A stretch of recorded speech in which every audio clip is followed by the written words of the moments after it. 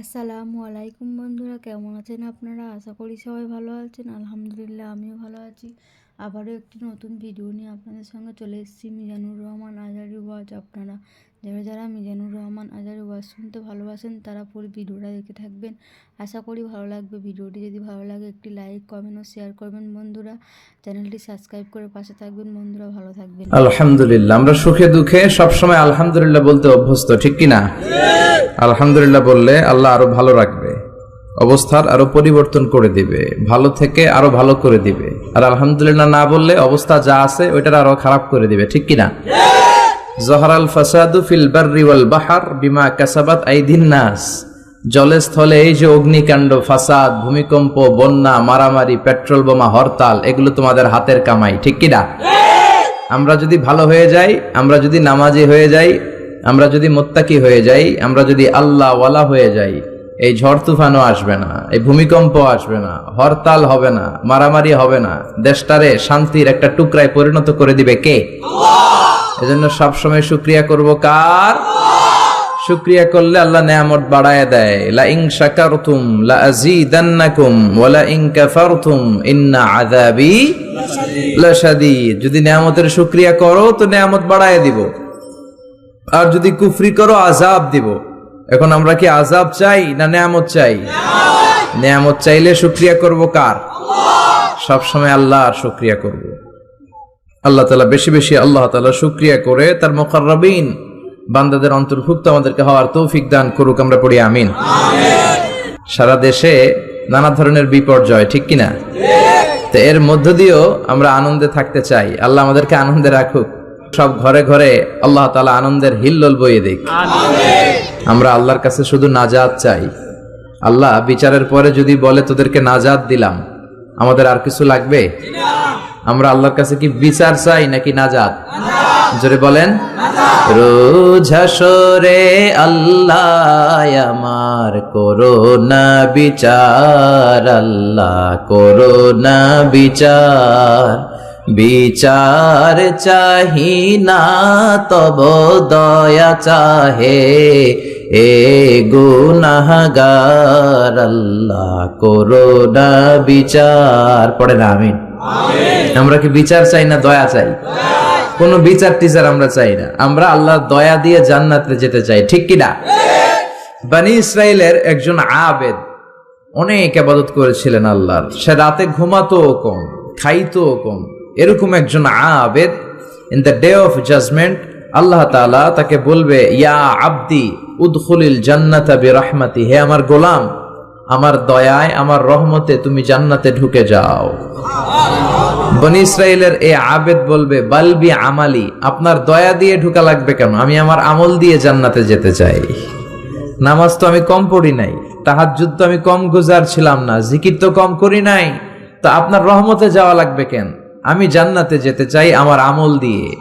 আল্লাহ বলবে, বড় ভুল করলি রে বান্দা, কারণ আমি হচ্ছি বড় সাহেব, রাজাধিরাজ, আমার সাথে হিসাব নিকাশ চলে না। ঠিক আছে, তুই যখন হিসাব নিকাশ করতে চাস, লেটস মেক এ ক্যালকুলেশন। চল একটা হিসাব করি। তোর সারা জীবনের ইবাদত গুলো, আমল গুলো একটা দাঁড়িপাল্লায় রেখে দে, আর আমি যে দয়া করে মায়া করে তোকে একটা চোখ দিয়েছি, এই চোখটা আরেক পাল্লায় রেখে দে। এরপরে ওজন দেওয়ার পর দেখা যাবে মুহূর্তের মধ্যে চোখের পাল্লাটা ভারী হয়ে যাবে। শুধু চোখের যে নেয়ামত দিয়েছে এই পাল্লাটা ভারী হয়ে যাবে। আল্লাহ বলবেন, have a look to the calculation. তুই না হিসাব করতে চাইছিলি, এবার হিসাব করে দেখ। হিসাব বলে তুই এখন জাহান্নামে যাবি। Go to the hell fire, জাহান্নামে যা। এবার সে হাত জোর করে ক্ষমা চাইবে, আল্লাহ আমি বুঝি নাই, আমি আন্দাজ করতে পারি নাই আপনার রহমতের দরিয়া যে এত বড়, আপনি যে রহমত দিয়ে আমাদেরকে ধন্য করেছেন, আমার ইবাদত যে আপনার দয়ার সামনে কিচ্ছু না। আল্লাহ আমি হিসাব চাই না, যোগ বিয়োগ চাই না, ক্যালকুলেশন চাই না, আমি আপনার রহমতে জান্নাত চাই। আল্লাহ বলবেন, now you are on the right track. এখন তুমি লাইনে আসছো বান্দা, এখন তুমি লাইনের কথায় আসছো। কেউ তার আমল দিয়ে জান্নাত পেতে পারে? আল্লাহ বলবে, উদখুলিল জান্নাতা বিরহমাতি, go to the paradise with my mercy. আমার দয়ায়, আমার রহমতে, আমার ভালোবাসায় এবার জান্নাতে ঢুকে যা। এজন্য আমাদের যে আমল, ভাঙ্গাচুরা নামাজ, রোজা, ইবাদত, এগুলো তো কোনো আমলই না। এগুলো মিজানের পাল্লায় কোনো ওজনই হবে না, ঠিক কিনা? তবে আমাদের ভরসা আছে একটা, আল্লাহর দয়া। ঠিক কিনা? এটার উপর ভরসা আছে আছে না ভরসা আমলের উপর? আমলের উপর যারা ভরসা করছেন এদের সব শেষ। কিন্তু আল্লাহর দয়ার উপর যাদের ভরসা, আল্লাহর রহমতের উপর যাদের ভরসা, তাদেরকে পার করে দিবে কে? কেউ যেটা পারে না পারে কে? কেউ যেটা বুঝে না বুঝে কে? কেউ যেটা দেখে না দেখে কে? আমরা আল্লাহর দয়া চাই, আমরা আল্লাহর কাছে নাজাত চাই। আমরা শুরুতে আল্লাহ রাব্বুল ইজ্জাত ওয়াল জালালের দরবারে শুকরিয়া জানাই যে আল্লাহ তাআলা এরকম চমৎকার একটা পরিবেশে আমাদেরকে মহাবিশ্বের মহাবিশ্বয় মহাগ্রন্থ আল কোরআন আল কারীম থেকে কথা শুনবার জন্য একত্রিত হওয়ার তৌফিক এনায়েত করেছেন। আসুন সবাই হৃদয় নিংড়ানো মনের সবটুকুন ভালোবাসাকে উজাড় করে দিয়ে সিংহ শার্দুলের মতো গর্জন করে আকাশ বাতাস প্রকম্পিত করে মন প্রাণ বুক মুখ একসাথে করে আমরা আওয়াজ করে পড়ে নিচ্ছি কালিমাতুশ শুকুর আলহামদুলিল্লাহ। সবাই পড়েন রব্বানা লাকাল হামদ হামদান কাসীরান তাইয়িবান মুবারাকান ফীহি ইয়া রাব্বি লাকাল হামদু কামা ইয়ানবাগি লিজালালি ওয়াজহিকা ওয়া আযীমি সুলতানিকা লাকাল হামদু বিল ঈমান লাকাল হামদু বিল ইসলাম লাকাল হামদু বিল কুরআন। আমরা প্রশংসা করলাম কার? আল্লাহর প্রশংসা করতে ভালো লাগে সবার? আল্লাহর জিকির করতে ভালো লাগে? তাহলে আসেন আল্লাহর তিনটা ডাক দিয়ে আমরা আলোচনা শুরু করব। আল্লাহরে ডাক দিব, আল্লাহু আকবার বলে ডাক দিব, তারপরে আমরা আলোচনা শুরু করব। আমার সাথে সাথে সবাই আওয়াজ করে তিনটা তাকবীর দিবেন, আওয়াজ তুলে পড়েন লিল্লাহি তাকবীর, লিল্লাহি তাকবীর, লিল্লাহি তাকবীর। আল্লাহ আমাদের স্লোগানকে তুমি কবুল করো, এই স্লোগানকে তুমি আমাদের নাজাতের ওসিলা বানাও। আমরা এখন সরাসরি যে বইটা থেকে কথা শুনবো বইটার নাম সবাই বলবেন কি নাম? এই কোরআনে কোনো ভুল আছে? সন্দেহ আছে? এই কোরআন পড়লে আত্মাটারে ঠান্ডা করে দেয় কে? ওয়া ইযা তুলিয়াত আলাইহিম আয়াতু যাদাতহুম ঈমানা। এই কোরআনের তেলাওয়াত যখন কারো সামনে করা হয় তখন মুমিনদের, ইমানদার ইমানওয়ালা বান্দাদের অন্তরে ঈমান বেড়ে যায়, কলিজাটা ঠান্ডা হয়ে যায়, হৃদয়টা প্রশান্ত হয়ে যায়, ঠিক কিনা? এই কোরআনের এমন সম্মোহনী শক্তি, এমন অ্যাট্রাকটিভ পাওয়ার এই কোরআনের ভেতরে আছে।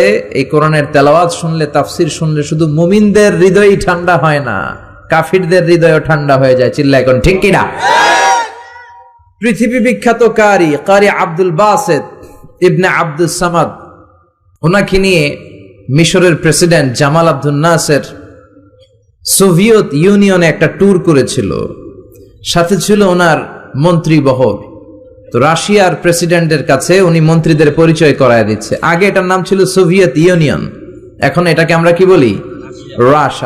রাশিয়া বলি। তো জামাল আব্দুল নাসের রাশিয়ার প্রেসিডেন্টের কাছে পরিচয় করায় দিচ্ছে, this is my home minister, this is my finance minister, this is my education minister. এটা আমার এই মন্ত্রী ওই মন্ত্রী। আর মিশরের সবগুলো মন্ত্রী সুটেড বুটেড, প্যান্ট পরা, শার্ট পরা, টাই পরা প্রত্যেকে।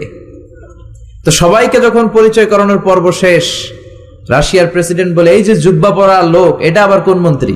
জামাল আব্দুল নাসের বলেন, না এটা কোনো মন্ত্রী না, এটা আমাদের কারি। এটা আমাদের কি? রাশিয়ার প্রেসিডেন্ট বলে, কারি আবার কি? তারা তো কারিটারি কি বুঝে না, ঠিক কিনা?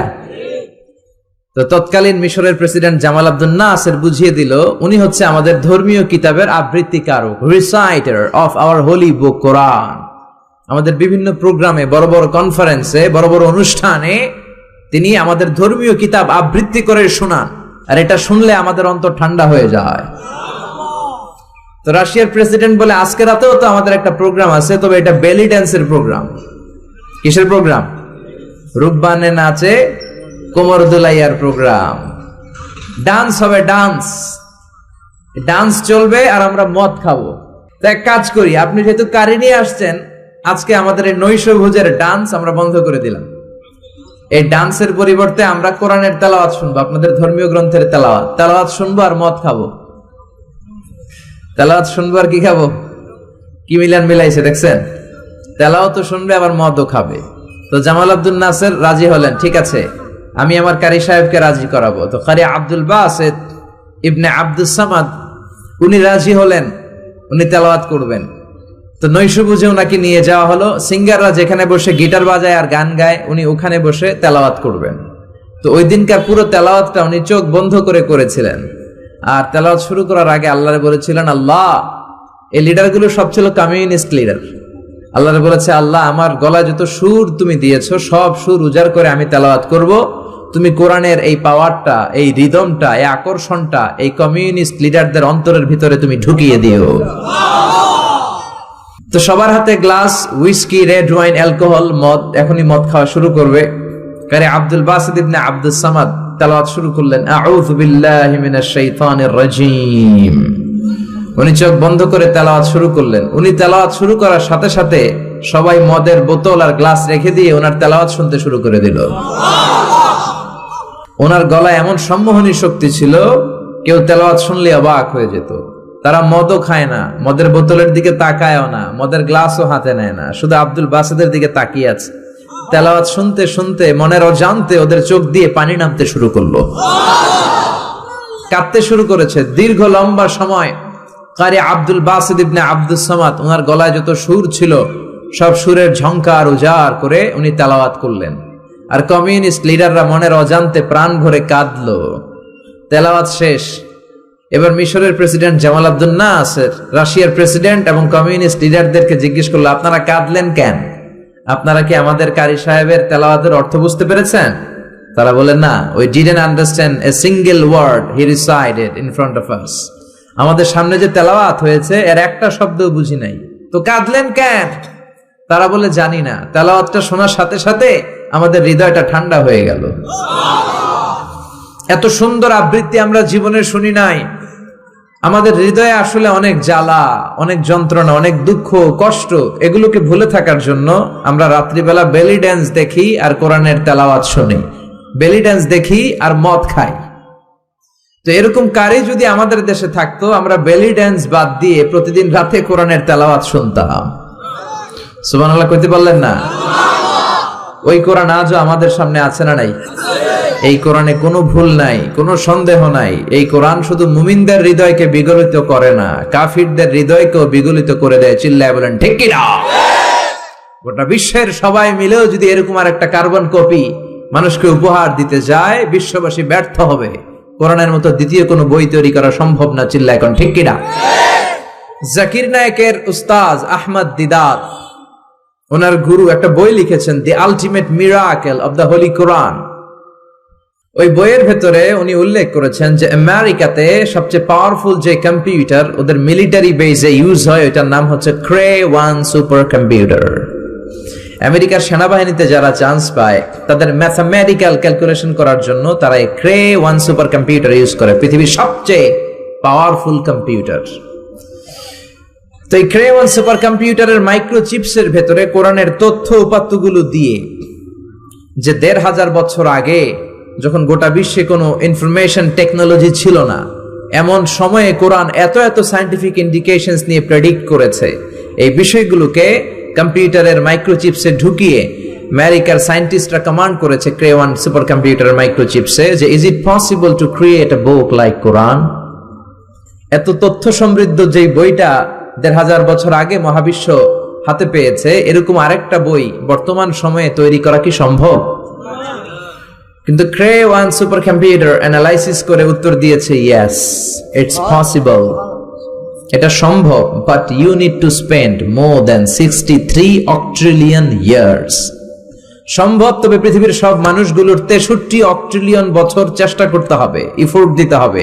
তাহলে মেবি, পারহ্যাপস, সম্ভবত কোরআনের মতো আরেকটা বই বানালেও বানানো যেতে পারে।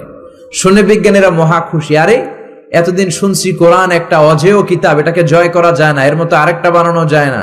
এখন আমাদের তৈরি ক্রে-1 সুপার কম্পিউটার আমাদেরকে বিশ্লেষণ করে বলছে কোরআনের মতো আরেকটা বই নাকি বানানো সম্ভব। হোক না অক্ট্রিলিয়ন আর ফক্ট্রিলিয়ন, পারা তো যাবে, আমরা চেষ্টা করব। কিন্তু নিউমেরিক্যাল সায়েন্স বলে octillion is very dangerous to reach there for human being. মানুষের জন্য এটা খুব ভয়ের কথা, ভয়ঙ্কর কথা যে অক্ট্রিলিয়ন পর্যন্ত মানুষ পৌঁছবে। 63 অক্ট্রিলিয়ন বছর তো অনেক দূরের কথা, 63 বছরই তো আমরা বাঁচি না, ঠিক কিনা?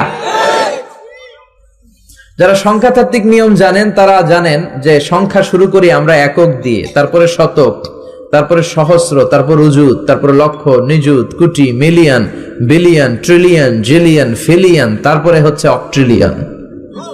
তাও 1, 2, 3 অক্ট্রিলিয়ন নয়, 63 অক্ট্রিলিয়ন যদি পৃথিবীর সব মানুষ হায়াত পায় আর তাদের কাজকর্ম সব রেখে দিয়ে যদি কোরআনের মতো এরকম একটা বিস্ময়কর কিতাব তারা বানাতে চায়, কোরআনের মতো সমৃদ্ধ করে, তাহলে পৃথিবীর সব মানুষগুলো 63 অক্ট্রিলিয়ন বছর চেষ্টা করলে তাও মেবি আছে না নাই, পারহ্যাপস আছে না নাই, সম্ভবত কোরআনের মতো আরেকটা বই বানালেও বানানো যেতে পারে।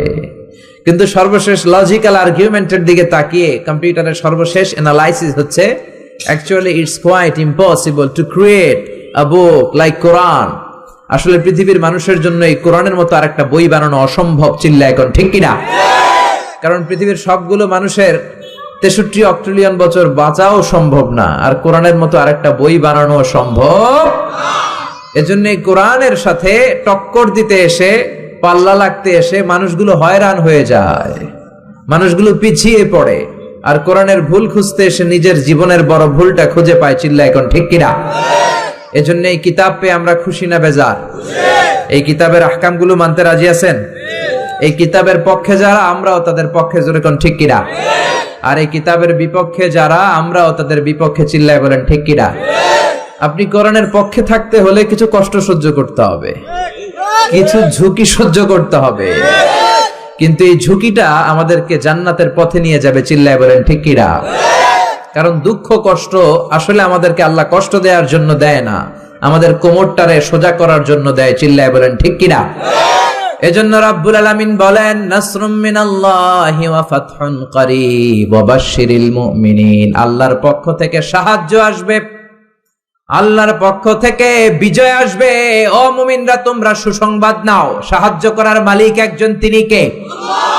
আমরা বিশ্বাস করি ওয়ামান নাসরু ইল্লা মিন ইনদিল্লাহিল আজিজিল হাকিম। সাহায্য বা বিজয় দিতে পারে একজন, তিনি কে? কিন্তু সেজন্য পাক্কা ঈমান থাকার দরকার আছে না নাই? জুলুম নির্যাতন শক্তি করার মতো, হজম করার মতো শক্তি বা ক্ষমতা আমাদের ভেতরে থাকার দরকার আছে না নাই? আযাব আর গজব যত বেশি হবে, বিজয়ের পতাকা তত তাড়াতাড়ি উড়বে। ঠিক কি না?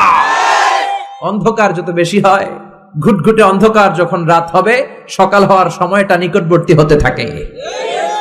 একজন গর্ভবতী মায়ের প্রসব বেদনা যখন খুব বেশি বাড়তে থাকে, নতুন মেহমান আসার সময় ঘনাতে থাকে। চিল্লা এখন ঠিক কিনা?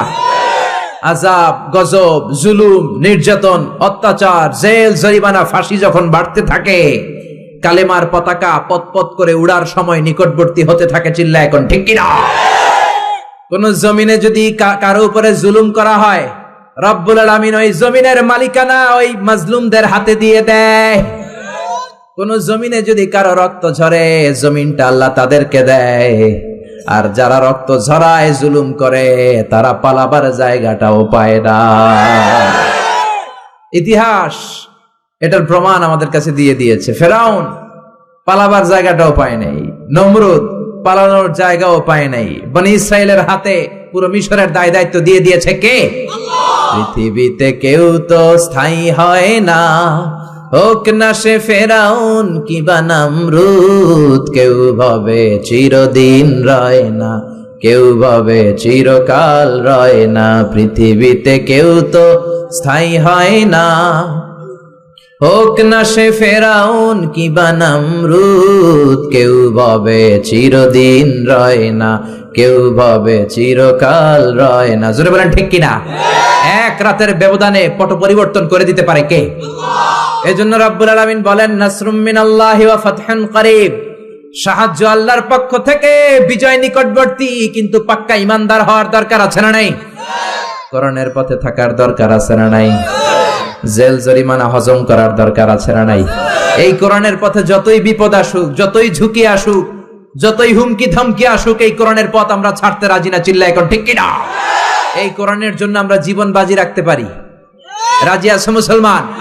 কারা কারা রাজি? দু হাত উঁচু করে আল্লাহর দেখাও।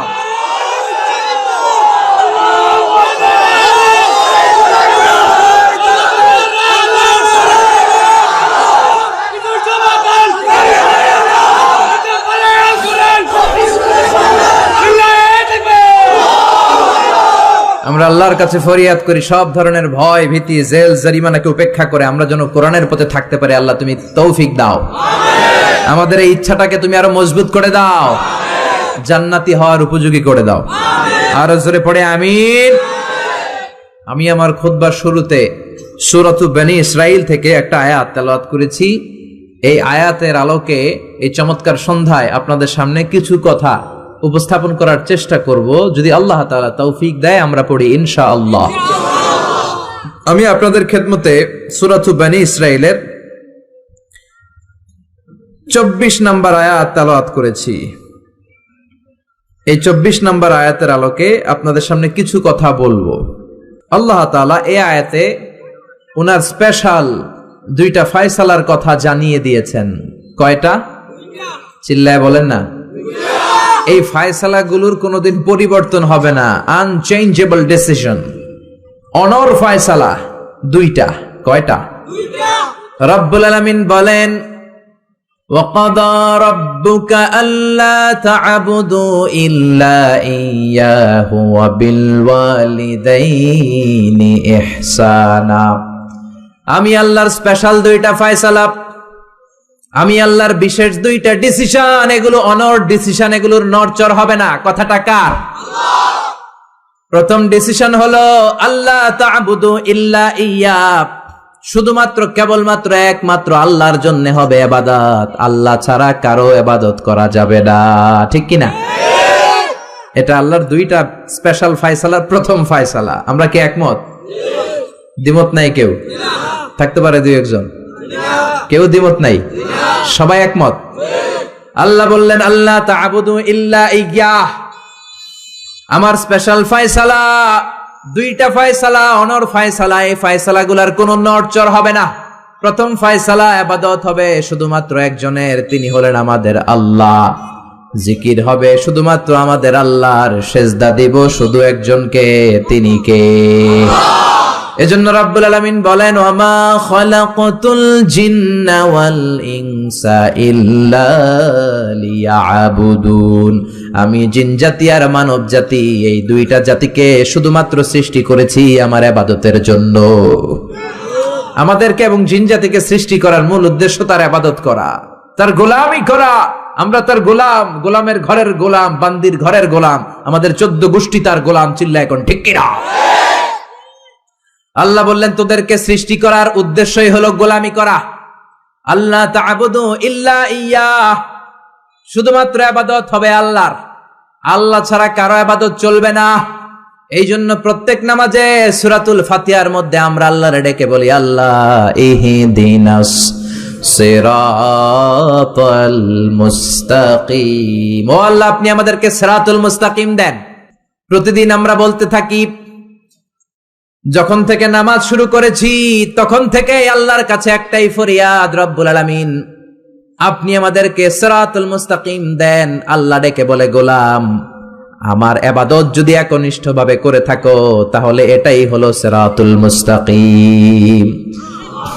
ওয়া আনি'বুদুনি হাযা সিরাতুম মুস্তাকিম। আমি আল্লাহর ইবাদত যদি তোমরা করো, জেনে রাখবা তোমরা সিরাতুল মুস্তাকিমের উপরে আছো। ঠিক কি না? এজন্য আপনি যদি দেখেন আপনার সেজদাটা শুধু মসজিদেই পড়ে, মাজারে পড়ে না, তার মানে আপনি সিরাতুল মুস্তাকিমের উপর আছেন না নাই?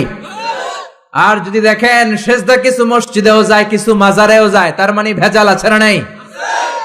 সেজদা পাওয়ার অধিকারী একজন, তিনি কে? কেউ ফিরে না খালি হাতে, খাজারে তোর দরবারেতে। বলে বলে বলা যাবে? দরবার থেকে খালি হাতে ফিরে না কে বলছে? কত দরবারে লোকজন যায়, ব্যাগ হারায়, দামি মোবাইল হারায়, টাকা হারায়, জুতা হারায়, পরে খালি হাতে খালি পায়ে ফিরে আসে, আছে না নাই? একটা দরবার থেকে কেউ কোনোদিন খালি হাতে ফিরে না। দরবারটা কার দরবার? কেউ ফিরে না খালি হাতে, আল্লাহরে তোর দরবারেতে। পড়েন সবাই, কেউ ফিরে না। এই জন্য এই পৃথিবীতে যত নবী এসেছেন, যত রাসূল এসেছেন, সব নবী রাসূলের দাওয়াত ছিল একটা, ইবাদত হবে একজনের। কার? ইয়া কওমি ইবুদুল্লাহা মা লাকুম মিন ইলাহিন গায়রুহু আফালা তাত্তাকুন। সব নবীরা বলেছে আমার স্বজাতির লোকেরা, ও আমার জাতি ভাইয়েরা, ও আমার উম্মতেরা, কি হলো তোমাদের? আল্লাহর ইবাদত করো না কেন? মূর্তির ইবাদত ছাড়ো, রহমানের সিজদায় লুটিয়ে পড়ো। ইবাদত করতে হবে একজনের, তিনি কে?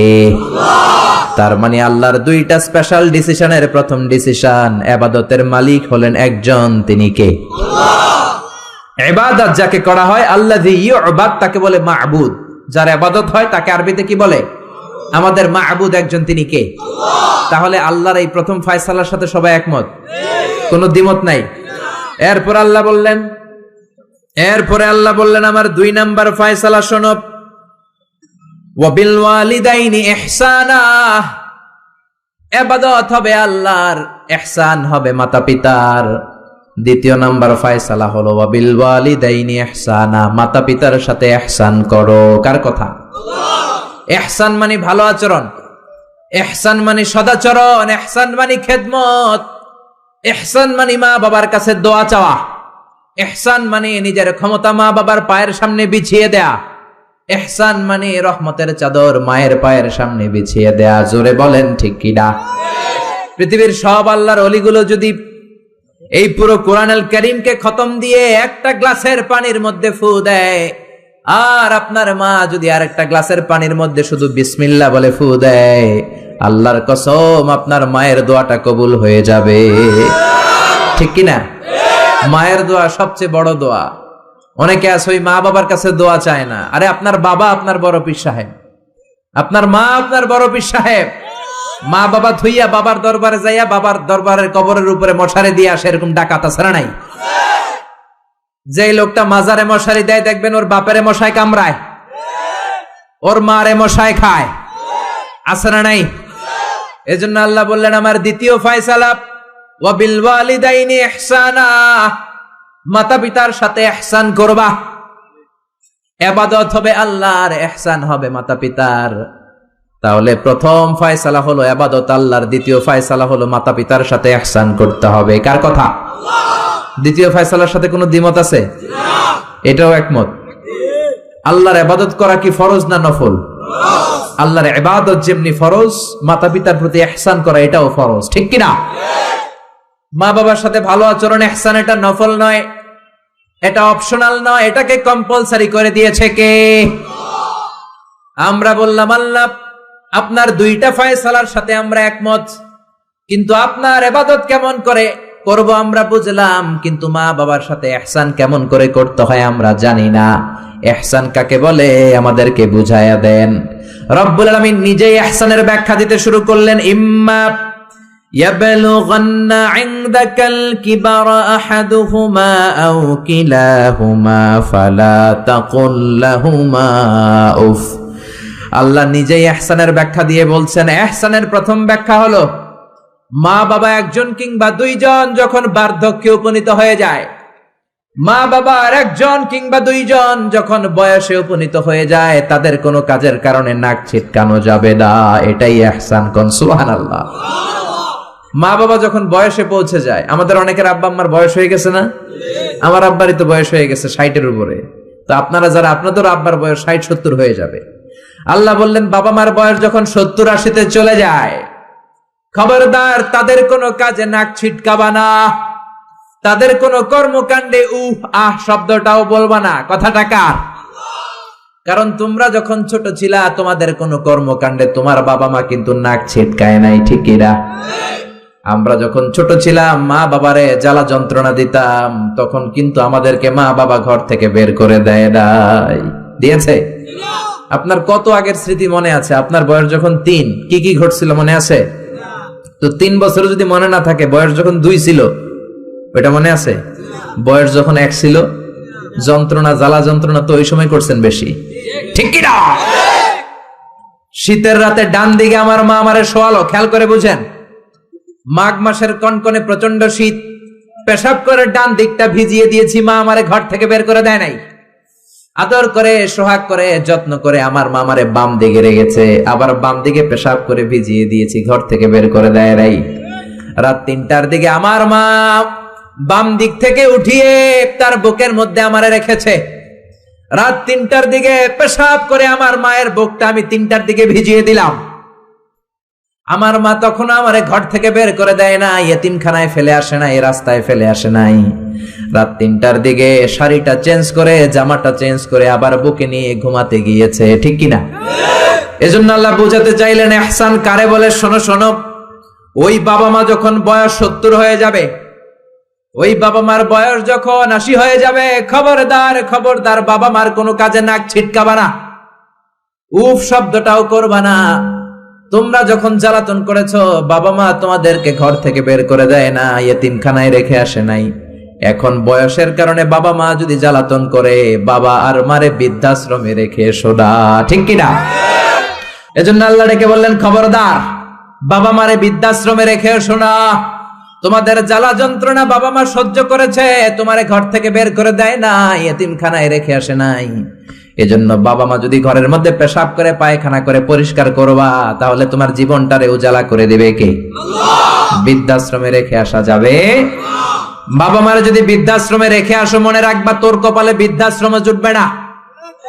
তুমি যদি বাবা মারে বৃদ্ধাশ্রমে রেখে আসো, তুমি বয়স্ক হলে তোমার কপালে বৃদ্ধাশ্রম নাই, ঠিক কিনা? ভাঙ্গা থালা হাতে নিয়ে তুমি রাস্তায় ভিক্ষা করে খাবা।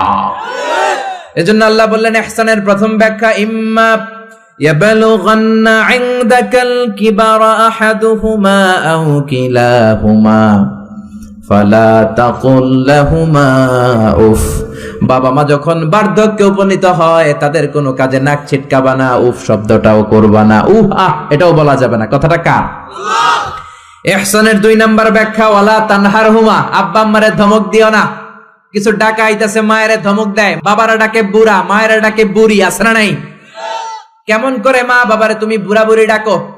তারা তো বুড়া বুড়ি হয়েছে তোমার কারণে। তোমারে মানুষ করতে যে তারা তাদের জীবন যৌবন সব হারিয়েছে, তোমার লেখাপড়া করাতে যে তারা তাদের জমিন হারিয়েছে, তোমাকে বিদেশ পাঠাতে যে তারা তাদের ভিটে মাটি হারা হয়েছে।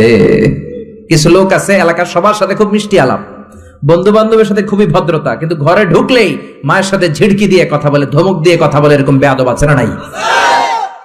আল্লাহ বললেন ওয়ালা তানহারহুমা, ধমক দিও না, তোমার সব আমলগুলো বাতিল করে দিবে কে? ওয়ালা তানহারহুমা ওয়া কুল লাহুমা কওলান কারীমা, বরং বাবা মার সাথে কোমল আচরণ করো। যত ভদ্রতা তুমি জানো, যত নম্রতা তুমি শিখেছো, যত কার্টিসি তুমি জানো, সব কার্টিসি বাবা মার সাথে মেনটেন করবা। যত সফটলি কথা বলা যায়, যত কোমল ভাবে কথা বলা যায়, যত মোলায়েম ভাষায় কথা বলা যায়, বলতে হবে কার সাথে? জোরে বলেন, রাজি আছেন তো? রাজি আছেন? এরপর আল্লাহ বললেন ওয়াখফিদ লাহুমা জানাহায যুল্লি মিনার রাহমাতি ওয়া কুর রাব্বিরহামহুমা কামা রাব্বায়ানি সাগীরা। ওয়াখফিদ লাহুমা জানাহায যুল্লি মিনার রাহমা, বাবা মার জন্য রহমতের চাদর বিছিয়ে দাও। তোমার যত সম্পদ আছে মা বাবার পায়ের সামনে বিলিয়ে দাও, তোমার জীবনে বরকত দিবে কে? এজন্য প্রথম বেতন পেলে টাকাটা দিবেন মায়ের হাতে, গিফট কিনলে আগে দিবেন মাকে, বউরে দিবেন না ওটা বলতেছে না, বউরে তো দিবেনই, কিন্তু আগে মায়ের হাতে কিছু দিবেন, তাহলে আপনার ইনকামে বরকত দিবে কে? আর বাবা মা একজন কিংবা 2 জন যদি দুনিয়া থেকে বিদায় নেয়, বাবা মার কবরের সামনে দাঁড়িয়ে চোখের পানি ছেড়ে তোমরা পড়ো রব্বিরহামহুমা কামা রাব্বায়ানি সাগীরা ওয়া কুর রাব্বিরহামহুমা কামা রাব্বায়ানি সাগীরা। কবরের সামনে দাঁড়িয়ে আল্লাহরে বলেন, আল্লাহ বাবা মা ছোটবেলা যেমনি আমাদেরকে আদর দিয়ে, সোহাগ দিয়ে, ভালোবাসা দিয়ে আগলে নিয়েছে, আমার বাবা মা ইন্তেকাল করার কারণে তোমার কাছে যাওয়ার পরে তুমিও আদর আর ভালোবাসা দিয়ে আমার বাবা মাকে কাছে টেনে নিও। পড়ে না আমিন? আর জোরে পড়ে না আমিন? এজন্য আল্লাহর ফয়সালা 2টা। জোরে বলেন কয়টা? সবাই বলেন। ঘুম আসছে তো জিমাই পড়েন কেন? ফয়সালা কয়টা? 1 নম্বর ফয়সালা ইবাদত হবে একজনের, তিনি কে? 2 নম্বরে খেদমত করতে হবে কার? বিশ্বনবী বললেন এই পৃথিবীতে যত ভালো আমল আছে তার মধ্যে শ্রেষ্ঠ ভালো আমল হচ্ছে মা বাবার খেদমত, বিররুল ওয়ালিদাইন। এক সাহাবী বললেন, আইয়ুল আমালি আফদাল ইয়া রাসূলুল্লাহ, ও নবী সবচেয়ে ভালো আমল কোনটা? বিশ্ব নবী বললেন, সবচেয়ে ভালো আমল তিনটা। জোরে কোন কয়টা? তিনটা। এক নম্বরে as-সালাতু ফি ওয়াক্তিহা, সময় মতো নামাজ। যেখানে আজান হবে ওই জায়গায় নামাজ পড়ার দরকার আছে না নাই? সালাতে কায়েম করো, সালাতে কায়েম করো, হবে সম্মানী তুমি, হবে জান্নাতি তুমি, হবে সম্মানী তুমি, হবে জান্নাতি তুমি, দিবে কাল হাসরে শীতল ছায়া আরশে আজিম, রব্বিয়াল আলা রব্বিয়াল আযীম। ঠিক কি না? এক নাম্বার ভালো আমল হচ্ছে সময় মতো নামাজ। দুই নাম্বার সবচেয়ে ভালো আমল হলো বিররুল ওয়ালিদাইন, মাতা পিতার খেদমত করা। তিন নম্বরে সবচাইতে ভালো আমল হলো আল জিহাদ ফি সাবিলিল্লাহ, আল্লাহর রাস্তায় জিহাদ করা। সুবহানাল্লাহ। তার মানে পৃথিবীর সবচাইতে তিনটা ভালো আমলের মধ্যে মা বাবার সাথে খেদমত করাটা আছে না নাই? এই পৃথিবীর সবচেয়ে ভালো আমল যে তিনটা, এর মধ্যে মা বাবার খেদমত করাটাও আছে। ঠিক কি না? আর এক হাদিসে বিশ্ব নবী বললেন, মা বাবার খেদমত করা জিহাদের চেয়ে বেশি সওয়াবওয়ালা। এক সাহাবী আসলেন, জাআ রাজুলুন ইলা রাসূলিল্লাহ ইয়াস্তাযিনুহুল জিহাদ, এসে বললেন, ও নবী জিহাদে যেতে চাই, জিহাদে যাওয়ার অনুমতি দেন। বিশ্বনবী বললেন, ও সাহাবী ঘরে আব্বা আম্মা আছে নাকি? সাহাবী বললেন আছে। বিশ্বনবী বললেন, ফাফিহিমা ফাজাহিদ, ঘরে যাও বাবা মার খেদমত করো, বাবা মার খেদমত করলে ঘরে বসেই জিহাদের সওয়াব পাবা। বাবা মার খেদমত করলে ঘরে বসেই জিহাদের সওয়াব পাওয়া যায়। চিল্লায় পড়েন আল্লাহু আকবার। এজন্য বাবা মা খুশি হলে আরশের মালিক খুশি, বাবা মা নারাজ তো আরশের মালিক নারাজ। এজন্য বিশ্বনবী বলতেন, রিদার রাব্বি ফি রিদাল ওয়ালিদ, বাবা মা যদি খুশি হয় আল্লাহ খুশি হয়। ওয়া সাখাতুর রাব্বি ফি সাখাতিল ওয়ালিদ, বাবা মা যদি নাখোশ হয়ে যায় আরশের মালিক আল্লাহ নাখোশ হয়ে যায়। এজন্য বাবা মার কাছ থেকে দোয়া নেয়ার দরকার আছে না নাই? বিশ্বনবী বলতেন, জান্নাতে দুইটা স্পেশাল দরজা আছে, একটা দরজার নাম আব্বা, আরেকটার নাম মানে আল আব, আরেকটা আল উম। এই দুইটা দরজা আমাদের ঘরে আছে না নাই? এজন্য বিশ্বনবী বলতেন, দুইটা দরজা তোমাদের ঘরে আছে, হুমা জান্নাতুকা ওয়া নারুক, বাবা মাই তোমার জান্নাত, বাবা মাই তোমার জাহান্নাম। এজন্য বাবা মার সাথে কেমন আচরণ করবা তোমাদের decision, the decision is yours. তুমি ডিসাইড করবা তুমি জান্নাতে যাবা না জাহান্নামে যাবা। আপনি কপালে যত সেজদা দেন, যত কপাল কালো বানান, যতগুলো হজ করে আল হজ টাইটেল লাগান, যত যাকাত দেন, যত আমল করেন, আপনার মা যদি আপনার উপর নাখোশ হয়ে আল্লাহর কাছে বদদোয়া দেয়, আপনার সব আমলগুলোরে বরবাদ করে দিবে কে? আল্লাহ। এজন্য বাবা মা যদি হিন্দু হয়, বাবা মা যদি নাস্তিক হয়, তারপরও মা বাবার দোয়ার দরকার আছে না নাই? বাংলাদেশে এরকম অনেক হিন্দু ফ্যামিলি আছে, ছেলে মুফাসসিরে কোরআনের তাফসীর শুই না, মুফাসসিরের হাতে হাত রেখে কালিমা পড়ে মুসলমান। এরকম হিন্দু ছেলে আছে না নাই? কিন্তু বাবা মা মুসলমান হয় নাই।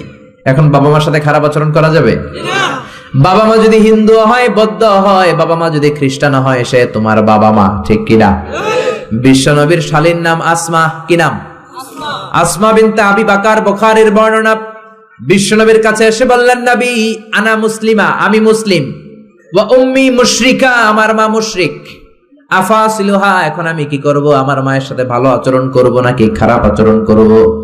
বিশ্বনবী বললেন, খবরদার সিলিহা, তোমার মায়ের সাথে তুমি ভালো আচরণ করবা। বাবা মা মুশরিক হোক, কাফের হোক, তাদের দোয়া, তাদের আশীর্বাদের দরকার আছে না নাই? সাইয়েদনা ইব্রাহিম জালিল কাদের পয়গাম্বর, ঠিক কি না? উলুল আজমি মিনার রুসুল, খলিলুল্লাহ, মুসলিম মিল্লাতের জাতির পিতা। চিল্লায় এখন ঠিক কি না? কিন্তু ওনার আব্বারে উনি কালেমার দাওয়াত দিতে পারে নাই, দেওয়ার পরেও মানে নাই। বাবার নাম আজহার, তারপরে উনি বাবার সাথে খারাপ আচরণ করেছে নাকি? মোলায়েম ভাষায়, কোমল ভাষায়, আদবের সাথে বাবার ডেকে বলেছে, ইয়া আবাতি লিমা তা'বুদু মা লা ইয়াসমা'ু ওয়া লা ইউবসিরু ওয়া লা ইউগনি আনকা শাইআ। ও আমার সম্মানিত পিতা, কেন ওই মূর্তির ইবাদত করেন? 10টা হাত এরকম বের করে দিয়ে দাঁড়ায় থাকে, জিহ্বা বের করে, সামনে থাকে মিষ্টি, রসমালাই, দুধ, কিচ্ছু খেতে পারে না, মাছি বসলেও তাড়াতে পারে না। ঠিক কিনা? কেন এই মূর্তির পূজা করেন, কেন এই পুতুলের ইবাদত করেন? যে এই পুতুল কানে শোনে না, চোখে দেখে না, নিজের গায়ের মাছিটা নিজে তাড়াতে পারে। বাবারে আদর করে যত্ন করে সম্মান দিয়ে বুঝালেন, কিন্তু বাবার সাথে কি সাইয়েদনা ইব্রাহিম খারাপ আচরণ করেছে? জোরে বলেন, খারাপ আচরণ করেছে? এজন্য বিশ্বনবী বললেন, খবরদার, মা বাবা কত রহমত থাকলে মানুষ বোঝে না, যখন চলে যায় তখন বোঝে, কিন্তু তখন বুঝলে লাভ হয় না, ঠিক কিনা? যতদিন বাবা মা বেঁচে থাকে বটবৃক্ষের মতো ছায়া দিয়ে থাকে, ছাতার মতো মাথার উপর দাঁড়িয়ে থাকে। অমিয়া, বন্ধু চলে গেলে বন্ধু পাওয়া যায়, ওয়াইফ চলে গেলে ওয়াইফ পাওয়া যায়, টাকা চলে গেলে টাকা পাওয়া যায়। জনম দুঃখিনী মা যদি দুনিয়া ছেড়ে চলে যায়, মারে আর পাওয়া যায় নাকি? ওগো মা, তুমি এই ধরনের শ্রেষ্ঠ নেয়ামত, তোমারই পদ তলে রয়েছে জান্নাত। ওগো মা, তুমি এই ধরনের শ্রেষ্ঠ নেয়ামত, তোমারই পদ তলে রয়েছে জান্নাত। সুবহানাল্লাহ। এজন্য মায়ের দোয়া এমন দোয়া কখনো ফিরে না। গুলি মারলে গুলি মিস হয়, ড্রোন হামলা করলে মিস হয়, ব্যালিস্টিক ক্ষেপণাস্ত্র মারলে মিস হয়, অ্যাটম বোমা মারলে মিস হয়, মায়ের দোয়া মিস হয় নাকি? কথা কন, বিশ্বাস হয়? একটু সন্দেহ সন্দেহ লাগে? Any confusion, any doubt? লা শাক্কা ফি, কোনো সন্দেহ নাই, লা রাইবা ফি, চিল্লায় কোন ঠিক কি না? মায়ের দোয়া এমন দোয়া, মায়ের দোয়াটাও কবুল, বদ দোয়াটাও কবুল, ঠিক কি না? যদি এমন হতো শুধু দোয়াটা কবুল, তাহলে দোয়া না করুক সমস্যা নাই, কিন্তু বদ দোয়া করলেও কবুল করে কে? বদ দোয়া কবুল হয়ে গেলে সমস্যা আছে না নাই? এজন্য মা বাবার সাথে ভালো আচরণ করব। বাবা মার ছেলে মেয়েদের দৃষ্টান্ত তরমুজ আর ছুরির মতো। মা বাবা হলো ছুরি, ছেলে মেয়ে তরমুজ। তরমুজ নিচে রেখে উপর থেকে ছুরি মারলে তরমুজ কেটে যায়, আবার ছুরি নিচে রেখে উপর থেকে তরমুজ ফেললেও তরমুজ কেটে যায়। উভয় অবস্থায় তরমুজের ক্ষতি হয়, ছুরির কিছু হয়। কথা বুঝতে পেরেছেন? এই জন্য যত বড় আল্লাহর ওলি আপনি হন না, মা বাবা বদদোয়া দিলে কিন্তু লেগে যাবে, ঠিক কিনা? বনি ইসরায়েলের একজন আবেদ ছিল, নাম জুরাইজ। নাম কি? বুখারীর বর্ণনা, প্রামাণ্য বর্ণনা আপনাদেরকে শোনাচ্ছি। জুরাইজ সে একজন অনেক বড় আল্লাহর ওলি। তাহাজ্জুদের নামাজ পড়তো রাতে। তাহাজ্জুদের নামাজ ছাড়া আল্লাহর ওলি হওয়া যায়? কথা বলেন। ومن الليل فتهجد به نافلة لك عسى أن يبعثك ربك مقاما محمودا। তাহাজ্জুদের নামাজ যদি আপনি পড়েন, আপনার মর্যাদা বাড়িয়ে দিবে কে? আল্লাহ। এই আল্লাহর ওলি জুরাইজ থাকতেন পাহাড়ের উপর। পাহাড়ের উপরে তাহাজ্জুদের নামাজ পড়ছেন। ইন দা মিন টাইম ওনার মা ওনাকে ডেকেছে, ইয়া জুরাইজ আশরিবনি ময়া, পানি খাওয়া। জুরাইজ মনে মনে ভাবে, হায় হায়, নামাজের মধ্যে দাঁড়ালাম, এখনই মায়ের তৃষ্ণা লাগলো, কি করব? মায়ের ডাকে সাড়া দেব নাকি নামাজ চালিয়ে যাব? জুরাইজ মনে মনে ভাবে, কিছুক্ষণ পরে যে মাকে পানি খাওয়াবো, আগে নামাজটা পড়ি। কিছু সময় পর তার মা আবার ডাক দিল, ইয়া জুরাইজ। জুরাইজ আবার বিপদে পড়ে যায়, হায় হায়, কি করব? নামাজ পড়বো নাকি মারে পানি খাওয়াবো? আবার সিদ্ধান্ত নিল, না না, নামাজটা শেষ করে যাব। 3 বার ডাকার পরে জুরাইজ নামাজের কারণে মায়ের ডাকে সাড়া দেয় নাই। মায়ের মনের মধ্যে দুঃখ লেগেছে, মা তার মনে কষ্ট পেয়েছে। মুহূর্তের মধ্যে মা 2টা হাত তুলে আল্লাহর কাছে বদদোয়া দিয়েছে। কবুল করে নিয়েছে কে? আল্লাহ। ওই যে বলছি, মায়ের দোয়াও কবুল, বদদোয়াও। এটা কি মুফাসসিরে কোরআন নাকি হাফেজ না মাওলানা না আল্লাহর ওলি, ইট ডাজন্ট ম্যাটার, ওইটা কোনো বিষয় না। দোয়া করলেও কবুল, বদদোয়া তো কবুল, চিল্লায় কোন ঠিক কি না? উনি দোয়া করলেন, আল্লাহুম্মা লা তুমিথু ইল্লা আন তুরিয়াহুল মুমিসাত। ও আল্লাহ, 3 বার ডাকলাম, পানি খাওয়ালো না, আমার মনে বড় দুঃখ লেগেছে। আল্লাহুম্মা লা তুমিথু ইল্লা আন তুরিয়াহুল মুমিসাত, আমি বদদোয়া দিলাম, বেশ্যা নারীর ফিতনায় না ফেলে জুরাইজকে মরণ দিও না। কবুল করে নিল কে? আল্লাহ। মা দোয়া করছে, আল্লাহ, আমার ছেলেরে তুমি বেশ্যা নারীর ফিতনায় ফেলে দিও। ঠিক তার 3 দিন পরে এক বেশ্যা নারী এসে তার দরজায় নক করতে শুরু করছে। তাহাজ্জুদের নামাজের পর জুরাইজ দরজা খুলে দেখে এক বেশ্যা নারী। বেশ্যা নারী বলে, দেখো আমি কত সুন্দরী, অনন্যা, সুস্নিগ্ধা, প্রিয়ংবদা, সুহাসিনী, সুকেশিনী, সুভাসিনী, অসূর্যম পশা, কাক পক্ষীও টের পাবে না, কেউ জানবে না তুমি আমার সাথে অপকর্ম করো। আল্লাহর ওলি জুরাইজ বলে, খবরদার, ওয়াল আয়াযু বিল্লাহ, আমি একজনকে ভয় পাই, তিনি কে? আল্লাহরে যারা ভয় পায় তাদের দ্বারা এই কাজ করা সম্ভব না, দূর হয়ে যা। আল্লাহর ওলি জুরাইজের সাথে সুবিধা করতে না পেরে বেশ্যা পাহাড় থেকে নেমে যায়। নেমে দেখে পাহাড়ের নিচে রাখাল শোয়া। রাখাল ঘুম থেকে উঠিয়ে বেশ্যা বলে, আমি কত সুন্দরী দেখো। রাখাল মনে মনে কয়, পাইছি তোরে। রাখাল আর বেশ্যা মিলে অপকর্ম করে জিনায় লিপ্ত হয়ে যায়। গভীর রাতে দুইজন জিনা অপকর্ম করে, ব্যভিচার করে, আর ব্যভিচারের ফসল হিসেবে ওই বেশ্যা নারীর পেটের ভিতরে কিছুদিনের মধ্যেই সন্তান দিয়ে দেয় কে? দিন গড়িয়ে রাত আসে, মাস যে বছর আসে, 3 মাস যাওয়ার পর বেশ্যা নারীর পেটটারে উঁচা করে দিছে কে? এবার এলাকার লোকেরা ধরেছে, তুই তো বিয়ে করস নাই, পেটে বাচ্চা আসলো কেমনে? You didn't get married, so from where did you get the baby? তোমার বিয়ে হয় নাই, তোমার হাজবেন্ড নাই, তোমার পেটে বাচ্চা আসলো কেমনে? বেশ্যা বলে, আমার পেটের বাচ্চার বাবা হচ্ছে ওই আল্লাহর ওলি জুরাইজ। জুরাইজ আমার সাথে অপকর্ম করেছে রাতের আধারে, কেউ দেখে নাই। সবাই মিলে জুরাইজ রে ধরো, এটা ভণ্ড। কথাটা হাসানা মিসা? কত পার্সেন্ট মিসা? সবাই কয়, হায় হায়, এতদিন ভাবতাম আল্লাহর ওলি, এখন দেই ভণ্ড। দিনের বেলা তুমি জুব্বা পরো, তোমার কাছে পানি পড়ার জন্য যাই, আর রাতের বেলা অপকর্ম।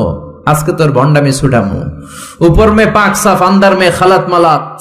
উপর দিয়া তুমি অনেক ভালো জুরাইজ, ভিতরে তোমার এত গোলমাল। উপর দিয়া ফিটফাট, ভিতর দিয়া সদরঘাট। আজকে তোর সদরঘাট বের করুন। সবাই লাঠি ছোটা নিয়ে তার গির্জা ভাঙতে গিয়েছে। গির্জা ভেঙে মাটির সাথে মেসাকার। কলার ধরে টেনে হিচড়ে জামিনে নামানোর পরে জুরাইজ বলে, কি অপরাধ করলাম ওইটাই তো কইলি না, মারস কেন? কয়, তুই একটা ভণ্ড। তুই কি? জুরাইজ বলে, কি অপরাধ করেছি বলো? সবাই বলে, তুমি আল্লাহর ওলি সেজে বসে আছো, জুব্বা পড়ে ভাব ধরেছো, রাতের আধারে অপকর্ম করেছো, এই বেশ্যা নারীকে তুমি গর্ভবতী করেছো, এই বেশ্যা নারীর পেটের ভেতরে যে সন্তান, এইটার বাবা হইলি তুই জুরাইজ। জুরাইজ কয়, খাইছি, কি বিপদে বললাম, আমি তো চিনি নাই বেশ্যাকে। জুরাইজ বলল, ঠিক আছে, কি করবা? সবাই কয়, তোর ডেথ পেনাল্টি, মৃত্যুদণ্ড। কি দণ্ড? যুগে যুগে মৃত্যুদণ্ড আছে না নাই? মৃত্যুদণ্ড। এখনই তোমার শিরোচ্ছেদ করা হবে। জুরাইজ বলে, ঠিক আছে, শিরোচ্ছেদ করবার সমস্যা নাই। শিরোচ্ছেদ করার আগে 2 রাকাত নামাজ পড়ার অনুমতি দাও। কয় রাকাত?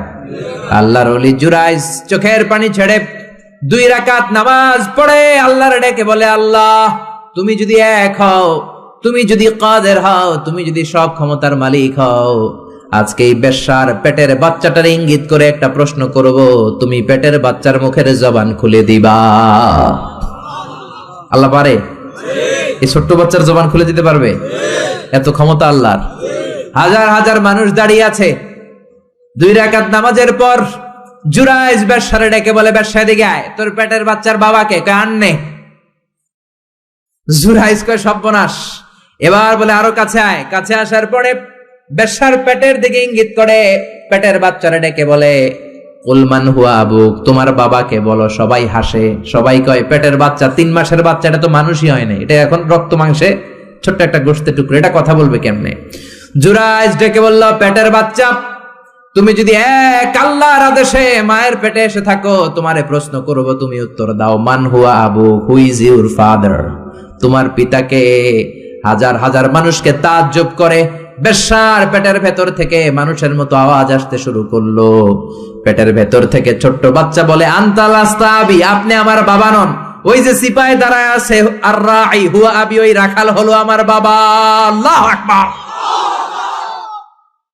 সবাই বলে, জুরাইজ, তুমি তো ভণ্ড না, আসলে আল্লাহর ওলি, আমাদেরকে মাফ করে দাও, তোমার গির্জা আমরা স্বর্ণ দিয়ে বানায় দেব। জুরাইজ বলে, স্বর্ণ দিয়ে বানানোর দরকার নাই, মাটি দিয়ে বানায় দিলেই চলবে। ও মিয়া, এত বড় আল্লাহর ওলি, উনিও মায়ের বদদোয়া থেকে রেহাই পায় নাই। বুঝতে পেরেছেন? মায়ের বদদোয়ার কারণে অপদস্থ হওয়া লেগেছে। চিল্লায় বলেন ঠিক কি না?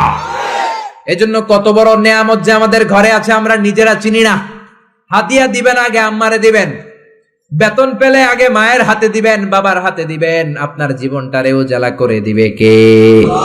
কি রহমত, কি বরকত, কি নেয়ামত ঘরে রেখেছে আল্লাহ, আমরা চিনলাম না। ঠিক কি না?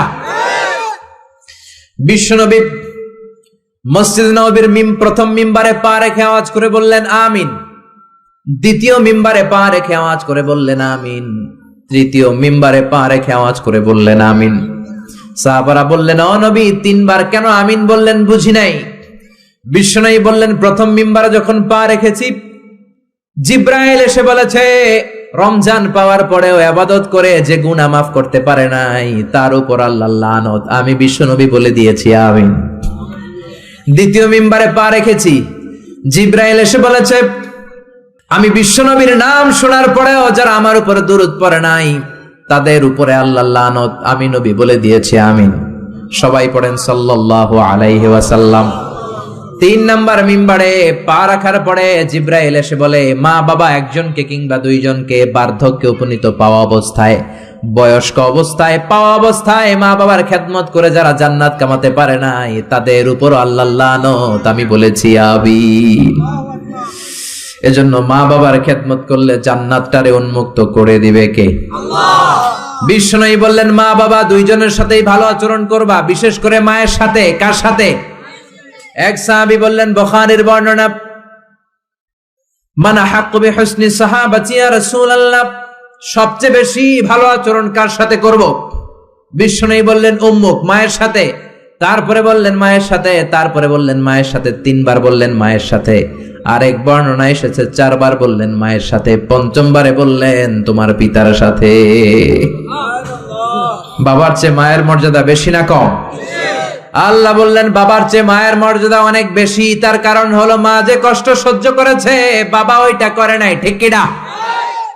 হামালাতহু উম্মুহু, বাবা তোমারে পেটে ধরে নাই, পেটে ধরেছে কে? দুই নম্বরে বললেন ওয়াহানান আলা ওয়াহান, বোঝার পরের বোঝা, যন্ত্রণার পরের যন্ত্রণা 10 মাস 10 দিন বাবা সহ্য করে নাই, করেছে কে? তিন নম্বরে বললেন ওয়াফিসালুহু ফি আমাইন, 2 বছর বাবা দুধ খাওয়ায় নাই, দুধ খাওয়ালো কে? 2 বছর আপনি দুধ খাইছেন, তার মানে কত লিটার দুধ আপনি খেয়েছেন, কত গ্যালন, কত গ্লাস দুধ আপনি খেয়েছেন, কোনো হিসাব আছে? বিশ্বনবী ধমক দিয়ে বললেন লাউ কাতাআতা জিলদাক, জিলদ মানে কি? চামড়া। লাউ কাতাআতা জিলদাক, তোমার চামড়াগুলো কেটে রোদে শুকিয়ে যদি মায়ের পায়ের 2টা জুতা বানিয়ে দাও, ওই যে ছোট্টবেলায় 1 ঢোক দুধ তুমি খেয়েছিলা, ওই একটা ঢোক দুধের শোধ আদায় হবে নাকি? মায়ের দুধের শোধ আদায় হবে? জোরে বলেন আদায় হবে? আদায় হবে। যেদিন আমাদেরকে জন্ম দিলেন কতটা কষ্ট সহ্য করেছেন, মনোযোগ দিয়ে শোনেন। মেডিকেল সায়েন্টিস্টরা বলে কোন সুস্থ মানুষ তার দেহে 45 ইউনিটের বেশি ব্যথা সহ্য করতে পারে না। একজন তাজা সুস্থ মানুষ তার দেহে 45 ইউনিট পেইন একবারে সহ্য করতে পারে। ব্যথার মাত্রা যদি 45 ইউনিটের বেশি হয়, লোকটা হয় বেহুশ নয় মরে যাবে। আমার আর আপনার মা আমাদেরকে জন্ম দিতে যে 57 ইউনিটেরও বেশি ব্যথা সহ্য করেছেন, 57 ইউনিট প্লাস। কেন ইমাজিন, এটা কি কল্পনা করতে পারেন? কল্পনা করতে পারেন? 57 ইউনিটেরও বেশি, যেই ব্যথাটা কোনো অ্যাক্সিডেন্টে আপনার দেহের 20টা হাড্ডি একসাথে ভেঙে গেলে যত ব্যথা, তার চেয়েও বেশি ব্যথা। চিল্লা এখন আল্লাহু আকবার। এজন্য আল্লাহ ডেকে বললেন খবরদার মায়ের সাথে বেয়াদবি করো না। মায়ের সাথে বেয়াদবি করলে তোমার কোনো আমল কাজে আসবে না। বিশ্বনবীর জলিল কদর সাহাবার নাম ছিল আলকামা। কি নাম? আরো জোরে বলেন কি নাম? আলকামা অসুস্থ, ইন্তেকাল করবে, মুমূর্ষ, কিন্তু মুখ দিয়ে কালেমা বেরোয় না। তার আত্মীয় স্বজন সবাই মিলে তার সামনে কালিমা পড়ে, কিন্তু কালিমা বেরোয় না। 3 দিন বিছানায় পড়া। কয়দিন? বিশ্বনবী বলেছেন লাকিনু মাউতাকুম লা ইলাহা ইল্লাল্লাহ, তোমরা তোমাদের মুমূর্ষ মৃত রোগীদের সামনে বসে লা ইলাহা পড়ো। কি পড়ো? কিন্তু বললেন না লা ইলাহা পড়েন, লা ইলাহা পড়েন। অনেকে মারা যাবে, দাদা মারা যাবে, চাচা মরে যাবে, বিছানায় পড়া, কানের সামনে যায় এই লা ইলাহা পড়েন, লা ইলাহা পড়েন। এরকম জোরাজোরি করবেন না, তার রুহু বেরোচ্ছে, এমনিই তো একটা জ্বালা। আবার যদি আপনি চাপাচাপি করেন, সে যদি বলবে শোনা পড়ুম না, ঝামেলা আছে না নাই? এজন্য বিশ্বনবী বললেন জোরাজোরি করো না, কানের সামনে যে আস্তে আস্তে তার সামনে যে পড়তে শুরু করে দাও লা ইলাহা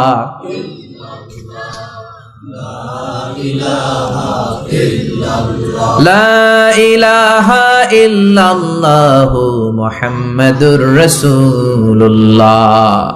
লাকিনু মাউতাকুম লা ইলাহা ইল্লাল্লাহ, তোমাদের মৃতদের সামনে যে, মুমূর্ষদের সামনে যে কালিমার তালকিন দাও। আলকামা নামক সাহাবীর মুখ দিয়ে কালিমা বেরোয় না, বিশ্বনবী বেলালকে আর সুহাইবকে দুই সাহাবীরে পাঠালেন, যাও কালিমার তালকিন দাও। বেলাল যে তালকিন দেয় তারপরেও বেরোয় না, জিহ্বায় আটকে যায়। বিশ্বনবী আলকামার বিবিরে ডেকে পাঠালেন। আলকামার বিবি আসার পরে বিশ্বনবী বললেন, ও আলকামার বিবি, আলকামা কেমন ছিল? বিবি বলে, নামাজি ছিল, অনেক দানশীল ছিল, কোনো খারাপ আমল ছিল না। আলকামার বাবা মা কেউ বেঁচে আছে নাকি? আছে। কে আছে? মা আছে, মারা ডাকো। ও আলকামার মা, তোমার আলকামা কোনোদিন নামাজ ছেড়েছে কিনা? না। রোজা ছেড়েছে কিনা? না। মানুষের সাথে খারাপ আচরণ করেছে কিনা? না। তোমার সাথে কেমন আচরণ করেছে? তোমার সাথে কেমন আচরণ করেছে? এই প্রশ্ন করার পরে আলকামার মা কাঁদতে শুরু করে দিলেন। আলকামার মা বলে, নবী আমার কথা শুনতো না, শুধু বউয়ের কথা শুনতো। বউয়ের ওড়না ধরে পিছু পিছু ঘুরতো, আমার মনে কষ্ট দিয়েছে। বিশ্বনবী বললেন, তোমার ছেলেরে তুমি মাফ করে দাও। আলকামার মা বলে, না, মাফ করব না। একথা শোনার পরে বিশ্বনবী বললেন, লাকড়ি আনো, আগুন জ্বালাও, আলকামারে আগুনে ফেলে দেব।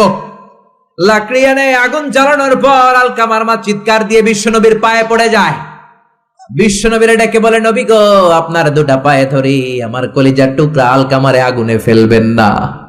আলকামা আমার নার ছেড়া ধন, আমার কলিজার টুকরা। ও নবী, অনেক কষ্ট দিয়েছে আমার মনে, কিন্তু আগুনে ফেলবেন না। আগুনে ফেলার জন্য ওরে আমি পেটে ধরি নাই, আগুনে ফালানোর জন্য ওরে আমি মানুষ করি নাই। ও নবী, আমার আলকামারে আগুনে পড়বেন না, জান জান, আমি আমার আলকামারে মাফ করে দিলাম। বিশ্বনবীর সামনে দাঁড়িয়ে আলকামার মা যখন মাফ করে দেওয়ার ঘোষণা দিল, বিশ্বনবী সাক্ষী, সাহাবীরা সাক্ষী, আলকামা চিৎকার করে পড়তে শুরু করলো, লা ইলাহা ইল্লাল্লাহু মুহাম্মাদুর রাসূলুল্লাহ সাল্লাল্লাহু আলাইহি সাল্লাম। কালিমা পড়ে শেষ নিঃশ্বাস ত্যাগ করেছে। চিল্লায় কোন আল্লাহু আকবার। এজন্য মা বাবার খেদমতের দরকার আছে না নাই? সাইয়েদনা ইব্রাহিম ওনার ছেলেকে রেখে আসলেন মরুভূমিতে, মক্কার জমিনে। তার বিবি হাজরা সহ হাজার মারা গেল। সাইয়েদনা ইসমাইল বড় হলেন, তাগড়া যুবক। বুখারীর বর্ণনা, জুরহুম নামক কওমের একটা মেয়েকে বিয়ে করে সুখের সংসার করলেন। আল্লাহ বললেন, ইব্রাহিম যাও যাও, তোমার ছেলেরা দেখতে যাও।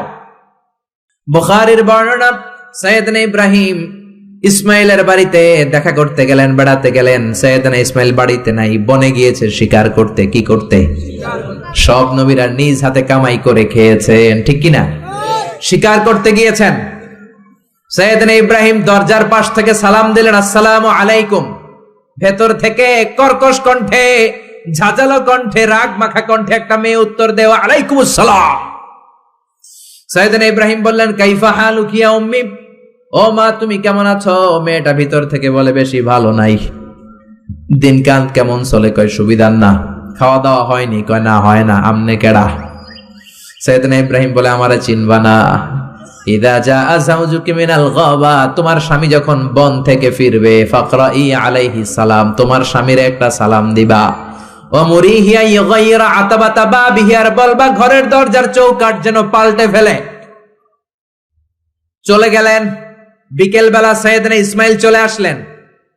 আসার পরে বিবি বলে, একটা বুড়া আইছিল। বুড়া? কে আইছিল? সাইয়েদনা ইসমাইল বলে, বুড়া আসবে কোত্থেকে? কেন এসেছে? কি জন্য এসেছে? কি বলেছে? তার স্ত্রী বলতে লাগলো, আপনারে সালাম দিয়েছে, ওয়ালাইকুমুস সালাম, আর বলেছে আপনি যেন ঘরের দরজার চৌকাঠ যেন পাল্টে ফেলেন। এই কথা বলার সাথে সাথে সাইয়েদনা ইসমাইল ভয় পেয়ে গেলেন, লাফ দিয়ে উঠলেন। কি? ঘরের দরজার চৌকাঠ পাল্টে ফেলতে বলেছে ওই বয়স্ক লোক? ও মিয়া, চোর চিনে চোরের সিগন্যাল, পুলিশ চিনে পুলিশের সিগন্যাল, আর নবী চিনে নবীর। উনি নবী, বাবাও নবী। বাবা ইব্রাহিমের সিগন্যাল বুঝে ফেলেছে। চিৎকার দিয়ে বলে, ও কপাল পুল্লি, তুই কপাল পুল্লি, নিজের কপালে নিজে কুড়াল মারলি। যারে বুড়া বইলা গালি দিলি, বুড়া না, তোর শ্বশুর, আমার বাবা ইব্রাহিম খলিল। আমার বাবা যেই কথাটা বলে গিয়েছে, কথাটা তো সুবিধার না, এটার গ্রিন সিগন্যাল না, রেড সিগন্যাল। আমার বাবা বলেছে তোরে যেন আমি তালাক দেই, আমি যেন তোরে ডিভোর্স দেই। গেট আউট, বের হয়ে যা, ডিভোর্স দিয়ে দিলাম। আপনার আব্বাও যদি রাগ করে রাখে, পোলা তোর বউরে ডিভোর্স দিয়ে দিবেন নাকি? আবার দিয়ে দিয়েন না। আপনার বাবাও বাবা, ইসমাইলের বাবা ইব্রাহিমও। উনি সাধারণ বাবা নন, আল্লাহর পক্ষ থেকে ওহী পেয়ে উনি কথা বলেন। আপনার বাবাও যদি রাগ করে বলে, ও বাবা তোর বউরে তালাক দিয়েন না, কি করবেন? সংলাপ করবেন, সমঝোতা করবেন। আমাদের দুই নেত্রী সংলাপ করে না তো কি হইছে, আমরা ঘরে করুম, ঘরে ঘরে আমরা সংলাপ সমঝোতা করবো, চিল্লা এখন ঠিক কিনা? মিটিং করবেন, মিলায়া দিবেন। ইসলাম বলে মিলায়া দাও, লাগায়া দিও না। কিছু লোক আছে লাগায়া দেয়, আছে না নাই? দুইজন ঝগড়া করে মিলায়া দেন, আপনার মর্যাদা বাড়িয়ে দিবে কে? আগুন ধরলে আপনারা কি দিয়া নিবান? অনেকে ওটার মধ্যে তেল ঢালে, আছে না নাই? আর একটু জ্বলুক, আর একটু লাগুক, ভালোই লাগে, আছে না নাই? বিশ্বনবী মিলাই দিতেন, লাগাই দিতেন না। আপনি মিলাই দিবেন, আল্লাহ আপনার মর্যাদা বাড়ায় দিবে। আপনার বাবা যদি বলে তোর বিবিরে তালাক দে, বাবারেও বুঝান, বউরেও বুঝান। আরে তালাক তো অনেক পরের কথা। আমরা ইসলামের দেয়া তালাকের সিস্টেম মেনে চললে বাংলাদেশের ডিভোর্স রেট কমে যাবে, কোনো তালাকই হবে না, ঠিক কি না? ইসলাম পঞ্চম স্টেপে তালাক দিতে বলেছে, ফিফথ স্টেপ। ফার্স্ট স্টেপ হচ্ছে ফাইদুহুন্না, ওয়াইফ কথা শুনে না, কক্সবাজার ঘুরতে নিয়ে যাও, কথা শুনবে, সুবহানাল্লাহ পড়েন। কথা শুনে না, যমুনা ফিউচার পার্কে নিয়ে যাবা, বসুন্ধরা শপিং কমপ্লেক্স থেকে দামি শাড়ি কিনে দেবা, আউটিং এ যাবা, হ্যাং আউট করবা, কথা শুনবে, ঠিক কি না? বিশ্বনবী বললেন রিফকাম বিল কাওয়ারির, নারীদের মন নরম, তাদের সাথে নরম ভাবে কথা বলতে হবে, গরম হইলেই ঝামেলা, ঠিক কি না? তাহলে কথা না শুনলে প্রথমে আল্লাহ বললেন ফাইদুহুন্না, ওয়াজ করো, বেড়াতে নিয়ে যাও। এইটাতেও কাজ হয় না, 2 নম্বরে বললেন ওয়াহজুরুহুন্না ফিল মাদাজে, বিছনা আলাদা করো, তারে এক রুমে ঘুমাতে দাও, তুমি আর এক রুমে ঘুমাবা। এই বিচ্ছেদে হয়তো তার মনের মধ্যে হেদায়েত চলে আসবে, এইটাতেও কাজ হয় না। 3 নাম্বার স্টেপ ওয়াদ্রিবুহুন্না, শাসন করো। অনেকে ওয়াদ্রিবুহুন্নার ব্যাখ্যা করে পিটাও, না, বিশ্বনবী তার একটা বিবিরও পিটায় নাই, ঠিক কি না? ওয়াদ্রিবুহুন্না মানে শাসন করো, একটু করা হও, যদিও শাব্দিক অর্থ পিটাও, কিন্তু এখানে পিটানোর অর্থ নেওয়া যাবে না। এর ব্যাখ্যা কি হবে? ব্যাখ্যা করতে যে মুফাসসিররা হয়রান হয়ে গিয়েছে। কোন মুফাসসির বলে ছোট্ট কাঠি দিয়া পিটাইবেন, এই কথা হনুস না কেন? 2টা বাচ্চা হয়ে গেছে, এত সুখের সংসার, কত ঘুরলাম, কত সুন্দর সংসার করলাম, এখন সংসারটা ভেঙে গেলে আমার হবে কি? তুই আমার কৈতরি, তুই আমার টুনটুনি, তুই আমার পরাণের পরাণ, এরকম বইলা লাঠি দিয়ে আস্তে আস্তে বাড়ি দিবেন। অনেক মুফাসসির বলেছে না, মেসওয়াক দিয়ে বাড়ি দিবেন। অনেক মুফাসসির কয় না, কোল বালিশ দিয়ে পিটাইবেন, যাতে হাত পা না ভাঙে, ঠিক কি না?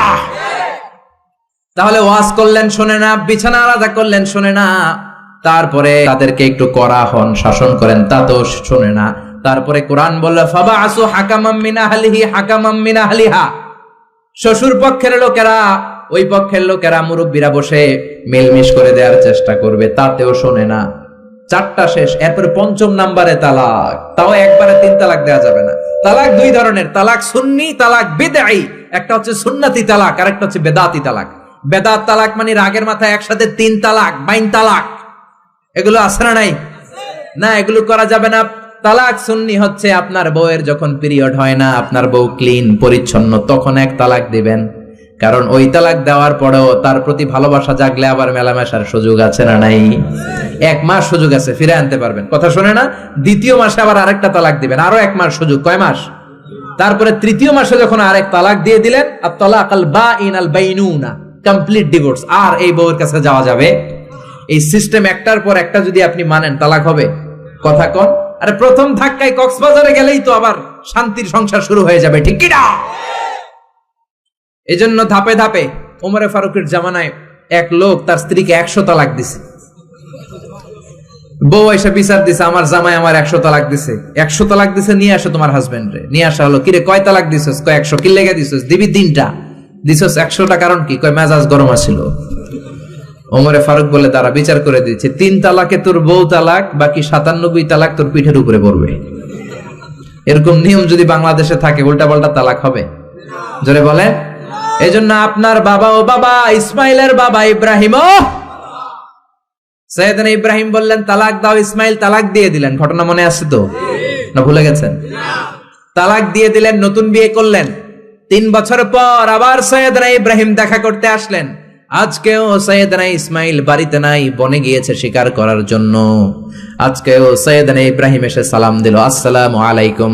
আজকে জাদুমাখা কণ্ঠে, মধুমাখা কণ্ঠে, সুরেলা কণ্ঠে একটা মেয়ে উত্তর দিল, ওয়া আলাইকুমুস সালাম। জিজ্ঞেস করলো কাইফা হালুক ইয়া উম্মি, মা কেমন আছো? মেয়ে কয় আলহামদুলিল্লাহ আলা কুল্লি হাল, সব সময় আমরা ভালো আছি। সুবহানাল্লাহ কইবেন না? দিনকাল কেমন যায়? কয় খুব ভালো। খাবার দাবার? কয় খুব ভালো। আপনি কে? আমার চিনবা না? মেয়ে বলে আপনারে আমি চিনতে চাই। এই মরুভূমিতে কেউ কোনোদিন আমাদের খবর নেয় না। কে আপনি? মুরব্বী বাজান, দয়ালু মানুষ, আমাদের খোঁজ খবর নেয়ার জন্য এসেছেন। বাইরে রোদ্রের মধ্যে দাঁড়িয়ে আছেন কেন? ভিতরে আসেন। সাইয়েদনা ইব্রাহিম ঢুকতে চায় না, মেয়েটা জোরাজুরি শুরু করেছে। জোর করে ঘরে ঢুকালো, শরবত বানিয়ে খাওয়ালো, রুটি বানিয়ে খাওয়ালো, খেজুর বানিয়ে খাওয়ালো, ছাগল পালতো ছাগলের দুধ খাওয়ালো। সাইয়েদনা ইব্রাহিম এই আপ্যায়ন দেখে চোখের পানি ছেড়ে মেয়েটার জন্য দোয়া করে দিল। ও মেয়ে, এইটাও মাইয়া, আগেরটাও। আহা, সাইয়েদনা ইব্রাহিম দোয়া করে দিল আর বললে ইদা জাআ যাওজুকি মিনাল গাবা, তোমার স্বামী যখন বন থেকে ফিরে আসবে, ফাকরাই আলাইহিস সালাম, স্বামীর একটা সালাম দিবা। ওয়া মুরিহি আন ইউসবিতা আতাবাতা বাবিহি, আর বলবা ঘরের দরজার নতুন চৌকাঠ যেন জীবনেও না পাল্টায়। সাইয়েদনা ইসমাইল ফিরলেন। ওয়াইফ বলতেছে নুরানি চেহারার এক আল্লাহর ওলির মতো লোক আসছিল, মুরব্বি টাইপের। এইটা শুনে তো সাইয়েদনা ইসমাইল ভড়কে গিয়েছে, লাভ দিয়ে উঠছে, কি মুরব্বি? কারণ আগের একটা তিক্ত অভিজ্ঞতা আছে না নাই? চিৎকার দিয়ে বলে তাড়াতাড়ি বল, কেমন আচরণ করেছিলি বল। বিবি বলে আপনি ভয় পাবেন না, অনেক ভালো আচরণ করেছি, আপ্যায়ন করেছি।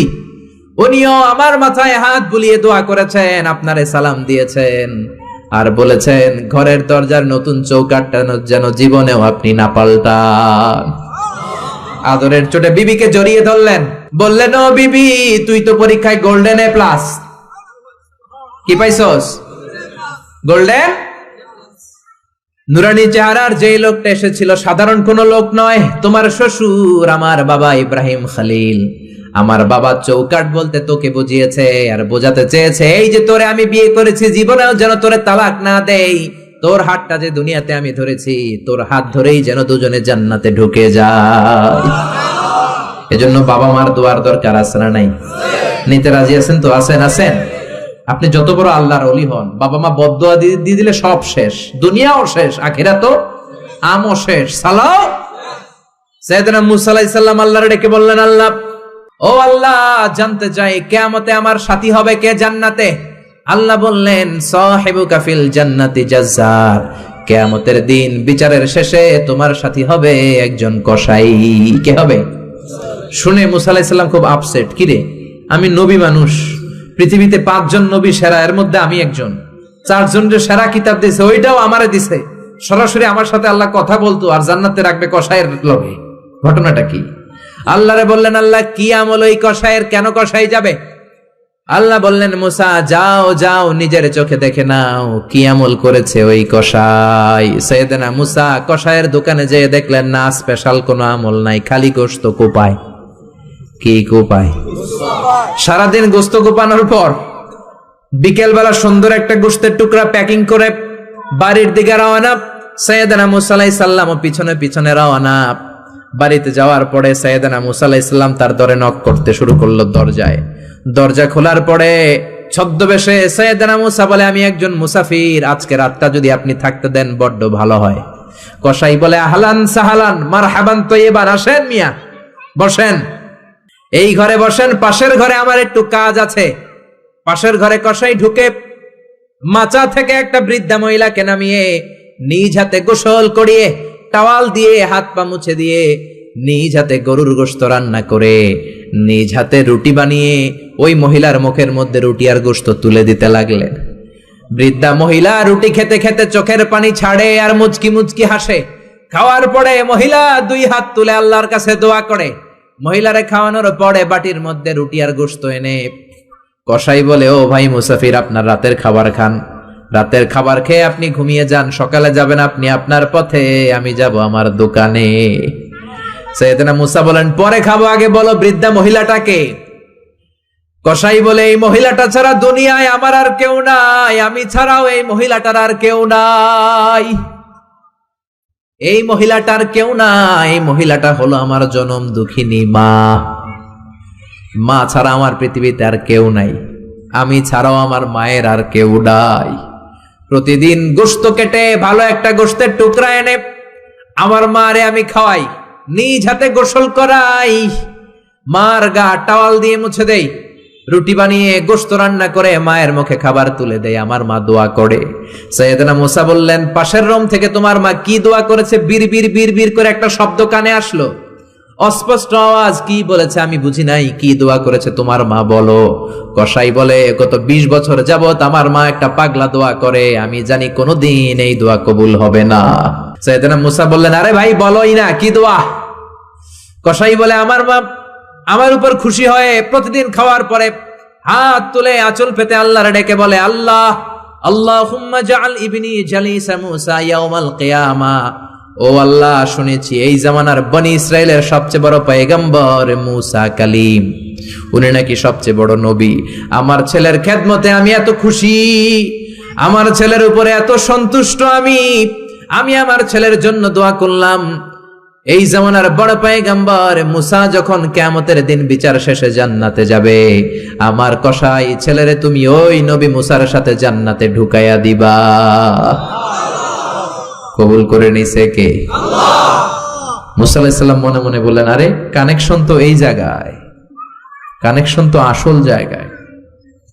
এজন্য মায়ের দোয়া ছাড়া এই পৃথিবীতে কেউ বড় নেতা হতে পারে নাই, কেউ ব্যবসায়ী হতে পারে নাই, কেউ মুফাসসিরে কোরআন হতে পারে না, হাফেজ হতে পারে না, মাওলানা হতে পারে না, আল্লাহর ওলি হতে পারে না, তার জীবনে সফল হতে পারে না। চিল্লা এখন ঠিক কিনা? বিশ্বনবী মা বাবার আদর পায় নাই, জন্মের আগেই বিশ্বনবীর বাবা নাই, দাদার কাছে মানুষ, পরে চাচার কাছে মানুষ, মায়েরও বেশি দিন পায় নাই, পেয়েছে মাত্র 6 বছর। মাও দুনিয়া থেকে বিদায়, এতিম নবী একা একা বড় হলেন। হুদাইবিয়ার উমরা করতে যাবেন, 1400 সাহাবীকে নিয়ে বিশ্বনবী রওনা হলেন। সফরের মাঝখানে মায়ের কবর। বিশ্বনবী সাহাবীদেরকে বললেন, ও সাহাবারা, এই যে একটা কবর দেখা যায়, এটা আমার মায়ের কবর। বিশ্বনবীর মায়ের নাম কি? আরো জোরে বলেন।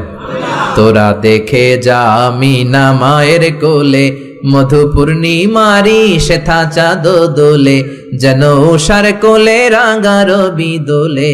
তোরা দেখে যা আমিনা মায়ের কোলে, কুল মখলুকে আজি ধ্বনি ওঠে কে এলোই, কালিমা শাহাদাতের বাণী ঠোঁটে কে এলোই, পড়ে দুরুদ ফেরেশতা বেহেশতের দুয়ার খোলে। তোরা দেখে যা আমিনা মায়ের কোলে।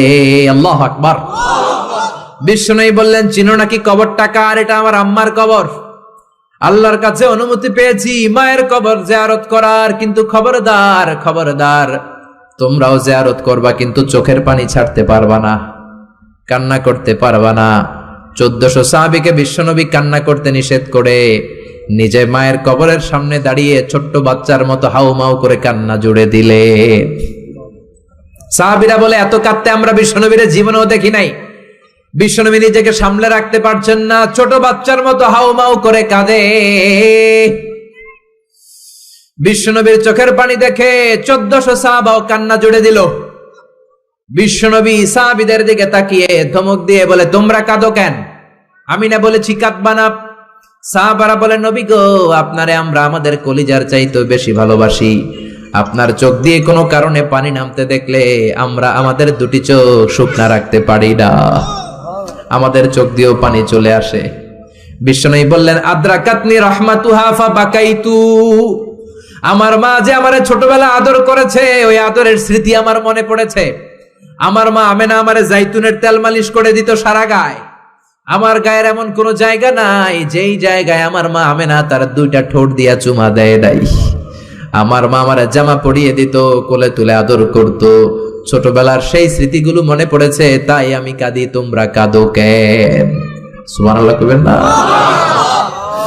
মায়ের আদর পায় নাই, কিন্তু কবরের সামনে দাঁড়িয়ে জারে জারে কেঁদেছেন বিশ্বনবী মুহাম্মদ সাল্লাল্লাহু আলাইহি ওয়াসাল্লাম। কানা ইউকাসিমুল আহমান বিল জিআরানা, জিআরানা নামক জায়গায় বিশ্বনবী কুরবানির গোশত বিতরণ করছেন। হাজার হাজার মানুষের লাইন। বাংলাদেশে এরকম হয় না? কুরবানির গোশত বিতরণ হয় না? লাইনে দাঁড়ায় অনেকে। হাজার মানুষের মধ্য থেকে একজন বৃদ্ধা নারীকে বিশ্বনবী লাইন থেকে আলাদা করলেন, নিজের গায়ের চাদর বিছিয়ে বৃদ্ধা নারীটারে বসতে দিলেন।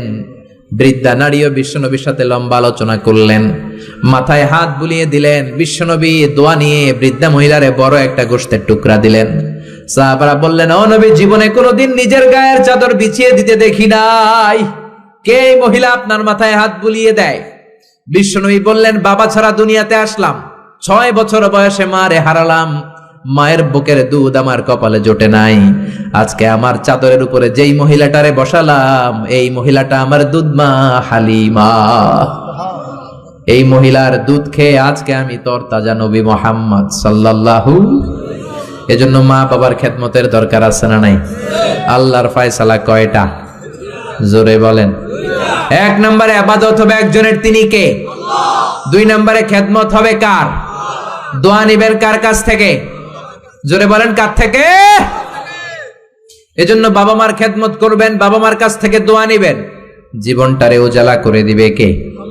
ইসলাম কখনো একপাক্ষিক কথা বলে না, মনোযোগ দিয়ে শোনার চেষ্টা করেন। ইসলামের কথা দ্বিপাক্ষিক, দুই পক্ষরেই ইসলাম কথা বলে। ছেলেদেরকে বললো ওয়াবিল ওয়ালিদাইনি ইহসানা, মাতা পিতার প্রতি ইহসান করবা, কিন্তু বাবা মারেও বলে দিল তোমাদের জন্য কিছু কাজ আছে না নাই? ছেলের বাবা কিংবা মেয়ের বাবা হয়েছেন এখানে কে কে? হাত তুলে দেখান তো দেখি দেখি। ছেলের বাবা মেয়ের বাবা, মাশাআল্লাহ, কম না তো? আমিও আছি আপনাদের, হাত নামান। ছেলের বাবা মেয়ের বাবা। ইসলাম হচ্ছে ইটস এ ব্যালেন্সড রিলিজিয়ন, ভারসাম্যপূর্ণ জীবন ব্যবস্থা। বাবা মাকেও ইসলাম কিছু গাইডলাইন দিয়েছে, ওগুলো মানার দরকার আছে না নাই? বাবা মার জন্য প্রথম গাইডলাইন, ছেলে হোক মেয়ে হোক, শুকরিয়া হবে কার? কিছু লোক আছে ছেলে হলে এলাকার সবাইরে মিষ্টি খাওয়ায়, মেয়ে হইলে কাউরে শোনায় না। আছে না নাই? না নাই, এদিকেও আছে। আল্লাহ বলেন, ইয়াহাবু লিমান ইয়াশাউ ইনাসান ওয়া ইয়াহাবু লিমান ইয়াশাউ যুকুর আও ইউযাওয়িজুহুম যুকরানান ওয়া ইনাসা ওয়া ইয়াজআলু মান ইয়াশাউ আকীমা ইন্নাহু আলীমুন কাদির। তিনি যাকে চান তাকে দেন ছেলে, আবার যাকে চান তাকে মেয়ে দেন, আবার যাকে চান ছেলেও দেন মেয়েও দেন। তিনি কে? আল্লাহ। আবার যাকে চান ছেলেও দেন না মেয়েও দেন না, তিনি কে? অনেক নিঃসন্তান লোক এই দেশে আছে না নাই? এজন্য বাবা মা যারা আছেন মনোযোগ দিয়ে শুনেন, খরগোশের মতো কানটা খাড়া করেন। আপনাদের কি দায়িত্ব? 1 নাম্বার দায়িত্ব, আল্লাহ ছেলে দেখ মেয়ে দেখ, শুকরিয়া হবে কার? অনেকে মেয়ে হলে না খুশ হয়। বিশ্বনবী বললেন, খায়রুকুম মান বুকিরা বিল উনসা, যে ঘরের প্রথম সন্তান কন্যা হয় ওই ঘরে বরকত নাজিল করে কে? আল্লাহ। যাদের ঘরে কন্যা বেশি তাদের ঘরে বরকত বেশি। কোন সুবহানাল্লাহ। তাইলে বাবা যারা হইছেন, আপনাদের প্রথম দায়িত্ব আল্লাহ আপনারা ছেলে দেখ মেয়ে দেখ, আর রেদা বিল কাদা, আল্লাহর এই কাদাতে আমাদের সন্তুষ্ট থাকতে হবে। চিল্লাই কোন ঠিক কিনা? 2 নাম্বার দায়িত্ব, ছেলে হোক মেয়ে হোক, হওয়ার সাথে সাথে কানের সামনে যে আজান দেওয়ার দরকার আছে না নাই? অনেকে আছে ছেলে হওয়ার পরে মেয়ে হওয়ার পরে মুয়াজ্জিন সাহেব খোঁজে, ইমাম সাহেব খোঁজে, আছে না নাই? ইমাম সাহেব রে খোঁজেন কেন? মুয়াজ্জিন সাহেব রে খোঁজেন কেন? আপনি নিজেই আজান দিবেন, নিজের ছেলের আজান নিজেই দিবেন। খেয়াল করে শোনেন, বিশ্বনবীর বড় নাতির নাম হাসান, ছোট নাতির নাম হোসাইন। হাসান হওয়ার পরে বিশ্বনবী এত খুশি হয়েছে, বিশ্বনবীকে বলা হলো, ইয়া রাসূলুল্লাহ, আপনার নাতি হয়েছে। বিশ্বনবী তাড়াতাড়ি ঘরে চলে গেলেন, নাতিকে কোলে নিয়ে হাসানের কানের সামনে বিশ্বনবী আজান দিলেন। নিজের ছেলের কানের সামনে নিজেই আজান দেওয়ার দরকার আছে না নাই?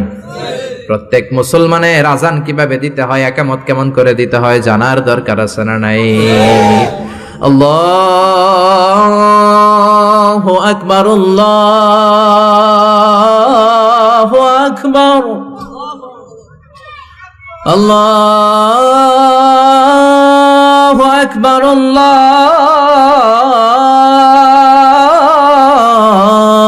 আকবার। বাবা হইছেন নিজে আজান দিবেন, দাদা হইছেন নাতির কাছে যে নিজে আজান দিবেন, চাচা হইছেন নিজে দিবেন। ইমাম সাহেবের তো আনার দরকার নাই। বিশ্বনবী নিজের নাতি হাসানের কানের সামনে যে নিজে আজান দিয়েছেন। সুবহানাল্লাহ পড়েন। তার মানে বাবা মার 1 নাম্বার দায়িত্ব, ছেলে হোক মেয়ে হোক, শুকরিয়া করবেন কার? আল্লাহ। 2 নাম্বার দায়িত্ব, ছেলে হোক মেয়ে হোক কানের সামনে আজান দিবেন। 3 নাম্বার দায়িত্ব, সপ্তম দিনে আকিকা দিবেন। কি দিবেন? কথা বলেন। ছেলে হলে 2টা খাসি, মেয়ে হলে 1টা খাসি, সপ্তম দিনেই দিবেন। অনেকে কুরবানির সাথে মিলায় দেয়, না, এটা সুন্নাত না। সুন্নাত হচ্ছে সপ্তম দিনে। কোনো কারণে সপ্তম দিনে দিতে পারেন নাই, তো আর কি করবেন? পরে যে সময় পান দিবেন। কুরবানির সময় দেন, আগে দেন, পরে দেন, সমস্যা নাই। কিন্তু সুন্নাহর উপর যদি আমল করতে চান তাহলে সপ্তম দিনে দিতে হবে। চিল্লায় কোন ঠিক কিনা? বিশ্বনবী ফরমান, কুল্লু গুলামিন রাহিনাতুন বিআকিকা তুযবাহু আনহু ইয়াউমা সাবিহি। প্রত্যেক বাচ্চার আকিকা দিতে হয় সপ্তম দিনে। তারপরে ইউসাম্মা ফিহি, ওই দিনে নাম রাখতে হয়। সপ্তম দিনে সুন্দর একটা নাম রাখার দরকার আছে রাডাই। কি নাম রাখবেন? আব্দুল্লাহ, আব্দুর রহমান, মারিয়াম, সুমাইয়া এগুলো রাখবেন নাকি ব্রাশ ফায়ার রাখবেন? রাখবেন। এক লোক নাকি তার ছেলে মেয়ের নাম রাখছে ব্রাশ ফায়ার। তো তার চাচা আসছে বেড়াতে ভাতিজার বাড়ি, ভাতিজা আপ্যায়ন করাচ্ছে। তা আপ্যায়ন শেষে চাচা বলে, ভাতিজা শুনছি তোমার নাকি এক ছেলে এক মেয়ে, আমি তো কোনোদিন দেখি নাই, ডাক দাও না। ডাক দিছে ভাতিজা ব্রাশ ফায়ার। ব্রাশ ফায়ার ভয়ঙ্কর না শব্দটা? শুনলেই পিলে চমকে ওঠে, ঠিক কিনা? তো চাচাও বুড়া মানুষ, ব্রাশ ফায়ার শুনে দিছে দৌড়। চাচারে ধরার জন্য ভাতিজাও দৌড়, চাচাও দৌড়ায়, ভাতিজাও দৌড়ায়। পেছন থেকে ভাতিজা বলে, চাচা দৌড়াবেন না। চাচা কয়, বয়স আমার 80 হয়েছে, তুই আমারে ব্রাশ ফায়ার করিস না।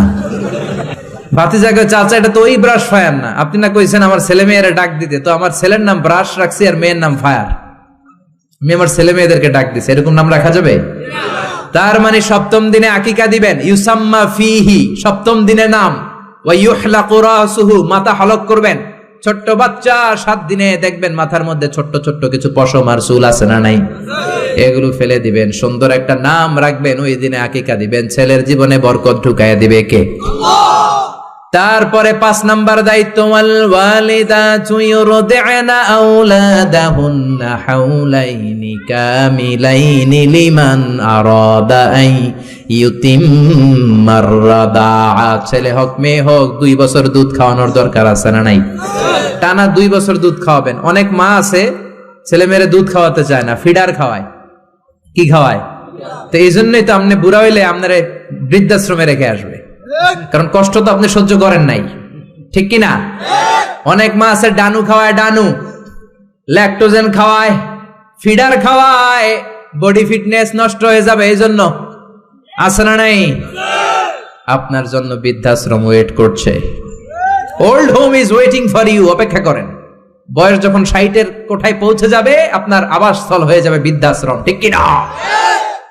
এজন্য মায়েরা ছেলে মেয়েদেরকে 2 বছর দুধ খাওয়াবেন। জন্মের পরেই মায়ের বুকে আল্লাহ এমন একটা দুধ দেয়, শাল দুধ বলে এটা। এটার মধ্যে এত nutrition, full of nutrition, rich nutrition দিয়ে আল্লাহ এটাকে তৈরি করে। সব ধরনের রোগের প্রতিষেধক আল্লাহ এটাকে দেয় এই ছেলের মেরিট বিকাশ হওয়ার জন্য, এটার মস্তিষ্কের বিকাশ হওয়ার জন্য, তার হাড্ডিগুলো শক্ত হওয়ার জন্য। রব্বুল আলামিন এই দুধের মধ্যে এমন কিছু নিউট্রিশন, পুষ্টিগুণ দিয়ে দিয়েছে, গোটা বিশ্বের সব ডানু খাওয়াইলেও এটা পাওয়া যায় না, ঠিক কিনা? এজন্য 2 বছর দুধ খাওয়ান। এরপরে ছেলে যখন আব্বু আব্বু বলে, আম্মু আম্মু বলে, তার হাতে কোরআন তুলে দেন। কি তুলে দেন? সবার আগে কোরআন, পরে অন্য জ্ঞান। Teach your children the holy Quran, the holy Quran will teach your children everything. আপনি আপনার ছেলের কোরআন শিখান, কোরআন আপনার ছেলের গোটা বিশ্ব শিখাই দিবে। চিল্লায় বলেন ঠিক কিনা? এরপরে দায়িত্ব হচ্ছে হুব্বুহুম ওয়া কাদাউল ওয়াক্তি মাআহুম, তাদেরকে ভালোবাসবেন, তাদেরকে সময় দিবেন, নিয়ে বেড়াতে যাবেন। এখন আধুনিক কিছু ফ্যামিলিতে বাবাও চাকরিজীবী, মাও চাকরিজীবী, এরকম মডার্ন ফ্যামিলি আছে না নাই? বাবা মা যখন চাকরির জন্য বেরোয় ছেলে মেয়ে থাকে ঘুমে, আবার রাত্রে যখন ফিরে তখনও থাকে ঘুমে। শুক্রবার ছাড়া বাবা আর ছেলের দেখা হয় না, এরকম ফ্যামিলি আছে না নাই? তো এই বাবার জন্য বৃদ্ধাশ্রম আছে না নাই? জোরে বলেন, জোরে বলেন। এজন্য সময় দিবেন, সময় কাটাবেন। অনেকে বাবাও চাকরি করে, মাও চাকরি করে, ছেলে মেয়ে মানুষ হয় কাজের মেয়ের কাছে। তো কাজের মেয়ের কাছে যদি ছেলে মেয়ে মানুষ হয়, তারা কাজের মেয়ের আচরণ নিয়ে বড় হবে। আপনার মেধা, বুদ্ধি, মনন, আপনার আচরণ তো তারা পাবে না, তারা পাবে কাজের মেয়ের আচরণ, ঠিক কিনা? আকরা ইবনে হাবেস আত-তামিমি বিশ্বনবীর সাহাবী, বিশ্বনবীর পাশে বসা। বিশ্বনবী একবার হাসানকে কোলে নেয়, হাসান নামে হোসাইনকে কোলে নেয়। বিশ্বনবী একবার হাসান রে চুমু দেয়, আর একবার হোসাইন রে চুমু দেয়। আকরা ইবনে হাবেস আত-তামিমি বলে, নবী গো, আপনি আপনার নাতিকে এত আদর করেন। রব্বুল আলামিন আমাকে 10টা ছেলে দিয়েছে, আমি আমার কোন ছেলের জীবনে একটা চুমু দেই নাই। 10টা ছেলে, একটা ছেলেরও চুমু দেই নাই। আপনি নাতিরে এত চুমু দেন, এত আদর করেন। বিষ্ণু বললেন, খবরদার আকরা, কি কথা শোনালা? মান লা ইয়ারহাম লা ইউরহাম, যে ছোট বাচ্চারে আদর করে না আল্লাহ তার উপর দয়া করে না। ঠিক কি না? এজন্য বাচ্চাদেরকে আদর করার দরকার আছে না নাই? এরপরে বিষ্ণু বললেন, মুরু সুবিয়ানাকুম বিসসালাহ ওয়া হুম সাবউ সিনিন, 7 বছর হলে ছেলে মেয়েদেরকে নামাজের আদেশ দাও। রাজি আছেন? বাবারা মনে থাকবে? বাবা হইছেন যারা, খালি আব্বু আব্বু ডাক শুনতে খুব ভালো লাগে, নিজের দায়িত্বগুলো পালন করতে ভালো লাগে না, এরকম আছে না নাই? 7 বছর হলে ছেলেরা নামাজের আদেশ দিবেন, 10 বছর হলে শাসন করে হলেও নামাজে নিবেন, মসজিদে নিবেন। ঠিক কিনা? আপনি 7 বছর থেকে যদি নামাজের অর্ডার করেন, 8, 9, 10 হওয়ার আগেই ছেলে পাক্কা নামাজি। ঠিক কিনা? অনেক লোক বলে, হুজুর আমার আদরের ছেলে ফজরের সময় উঠতে পারে না, 9টায় ওঠে, 10টায় ওঠে, ছুটির দিনে হুজুর সকাল 12টায় ওঠে। আসে না নাই? আদরের ছেলে ঘুমায়, এজন্য ডাকি না। সকালবেলা যদি ঘরের মধ্যে আগুন লাগে তখন কি করবেন? আদরের ছেলে আরেকটু ঘুমাক, এরকম করবেন? সকালে যদি ভূমিকম্প হয় বলবেন নাকি আরেকটু ঘুমাক? তো দুনিয়ার আগুন থেকে বাঁচানোর জন্য যদি ছেলেরা ডেকে উঠান, জাহান্নামের আগুন থেকে বাঁচানোর জন্য নামাজের জন্য উঠানোর দরকার আছে না নাই? এরপরে জরুরি একটা মাসালা, মনোযোগ দিয়ে শোনেন। বিষ্ণু বললেন, ইদা বালাগাল আওলাদু 10 সিনিন ফাররিকু বাইনাহুম ফিল মাদাজে, ছেলে মেয়ের বয়স যখন 10 হয়ে যায় তাদের বিছানা আলাদা করে দাও। ছেলে কিংবা মেয়ে বয়স যখন 10 বছর হয়ে গেলে মেয়ে আর বাবার সাথে এক বিছানায় ঘুমাবে না, ছেলে আর মায়ের সাথে এক বিছানায় ঘুমাবে না, ভাই আর বোন এক বিছানায় ঘুমাবে না। অনেক ফ্যামিলিতে এগুলো মানে না, আসরা নাই? বিষ্ণু বললেন, খবরদার 10 বছর হলে বিছানা আলাদা করে দাও। এরপরে বিশ্বনবী শিখালেন, আল্লিমু আওলাদাকুমাস সিবাহা ওয়ার রিমায়া ওয়া রুকুবাল খাইল, ছেলে মেয়েদেরকে সাঁতার শিখাও, তীর মারা শিখাও, ছেলে মেয়েদেরকে ঘোড়ায় চড়া শিখাও। সাঁতার শিখানোর দরকার আছে না নাই? দেখবেন বাবা খুব আদর করে ছেলেরা হাঁটা শিখায়, আব্বু হাঁটো হাঁটো হাঁটো, আব্বু আমারে ধরো হাঁটো হাঁটো। তো জমিনে ছেলে রাস্তায় কেমনে হাঁটবে ওটা শিখাইলেন, পোলা যদি পানিতে পড়ে তখন হাঁটবে নাকি? তখন কি করতে হবে? সাঁতার। এজন্য বিশ্বনবী বললেন, আল্লিমু আওলাদাকুমাস সিবাহা, ছেলে মেয়েদেরকে সাঁতার শিখাও। সুবহানাল্লাহ পড়েন। কি কম্প্রিহেন্সিভ গাইডলাইন! এরপরে বিশ্বনবী বললেন, আর রিমায়া মানে তীর মারা শিখাও। এখন তো তীর মারামারি নাই, এখন আত্মরক্ষার কৌশল শিখাবেন। কেমন করে প্রতিকূল পরিবেশে বেঁচে থাকতে হয় শিখাবেন। পৃথিবীর সংগ্রামে কেমন করে টিকে থাকতে হয় শিখাবেন। সন্তানকে কখনো ননির পুতুল করে গড়ে তুলবেন না, কষ্ট সহিষ্ণু করে গড়ে তুলবেন। আপনি বেঁচে থাকতে একটু কষ্ট করাতে করাতে করাতে করে অভ্যস্ত করবেন, তাহলে তার জীবনটা চমৎকার কাটবে। চিল্লা এখন ঠিক কিনা? এরপরে বিষ্ণু বললেন, রুকুবাল খাইল, কেমন করে ঘোড়ায় চড়তে হয় শিখাও। এখন ঘোড়া নাই, তাহলে গাড়িতে কেমনে চড়তে হয় শিখাবেন। ঠিক কিনা? কেমন করে সাইকেল চালাতে হয় শিখাবেন। 9 নম্বরে বিষ্ণু বললেন, আর নিকাহ, সময় মতো ছেলে মেয়েদের বিয়ে দিয়ে দিবা। মেয়ের বয়স 25, ছেলের বয়স 30, এখনো বিয়ে হয় না, এরকম আছে না নাই? ওই বাপ মা গুলারে কিয়ামতের দিন কাঠগড়ায় আসামি করবে কে? এই বিয়ে না করানোর কারণে তাদের চরিত্র যতটুকু নষ্ট হয়েছে, যে অন্যায়গুলো তারা করেছে তার পার্সেন্টেজ গুনাহ বাবা মার কাঁধে আছে না নাই? এখন দেরি করে বিয়ে হয়, ছেলে কয় হুজুর দোয়া করবেন, আগে নিজের পায়ে দাঁড়াই। তো এতদিন কার পায়ে দাঁড়াইছো বাবা? আগে আগে বিয়ে করাই দিবেন। তাহলে এই পর্নোগ্রাফির সমাজে যে একটা ভয়ঙ্কর সময় আমরা কাটাচ্ছি, ইউটিউবে একটা শব্দ লিখে সার্চ দিলেই নেকেড ফিল্মগুলো চলে আসে। ঠিক কিনা? চাইলেও ইমান বাঁচানো যায় না, চাইলেও চোখের হেফাজত করা যায় না। এই ভয়ঙ্কর সমাজে ছেলে মেয়েদেরকে আগে আগে বিয়ে দিবেন। রাজি আছেন তো? সবাই রাজি? সব শেষে বিশ্বনবী বললেন, ও দুনিয়ার বাবারা, তোমাদের জন্য আল্লাহর শেষ আইন, ইউসিকুমুল্লাহু ফি আওলাদিকুম লিযযাকারি মিসলু হাযযিল উনসায়াইন। দুনিয়াতে বাবা যারা হয়েছো, মরার আগে উত্তরাধিকার সম্পদ বন্টনের সময় ছেলেরে যতটুকু দিবা, মেয়েরে দিবা অর্ধেক। কার আইন? জোরে বলেন, কার আইন? ছেলেরে যতটুকু দিবেন, মেয়েরে দিবেন অর্ধেক। ছেলেরে 10 লাখ দিলে মেয়েরে, নাকি মেয়ের লেগে দোয়া করে দিবেন? অনেকে কয়, মা তোর লেগে দোয়া করে দিলাম, তোর বাইরে সব দিয়ে দিলাম।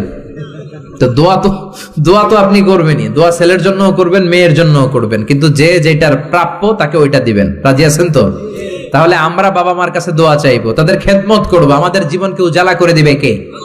আর বাবা মা আমাদেরকে ভালোবাসবে, আমাদেরকে গঠন করবে, তাহলে তাদের জীবনকেও নুরানি করে দিবে কে? আল্লাহ আমাদের সবাইকে কথাগুলো বোঝার ও আমল করার তৌফিক দান করুক। আমরা পড়ি আমিন। আপনারা সবাই ভালো থাকবেন, সুস্থ থাকবেন, কোরআনের সাথে থাকবেন। আসসালামু আলাইকুম ওয়া রাহমাতুল্লাহি তাআলা ওয়া বারাকাতুহু। নিয়মিত ইউটিউব ভিডিও দেখতে সাবস্ক্রাইব করুন। নতুন নতুন ভিডিও পেতে ঘন্টা বাটনটি চাপুন।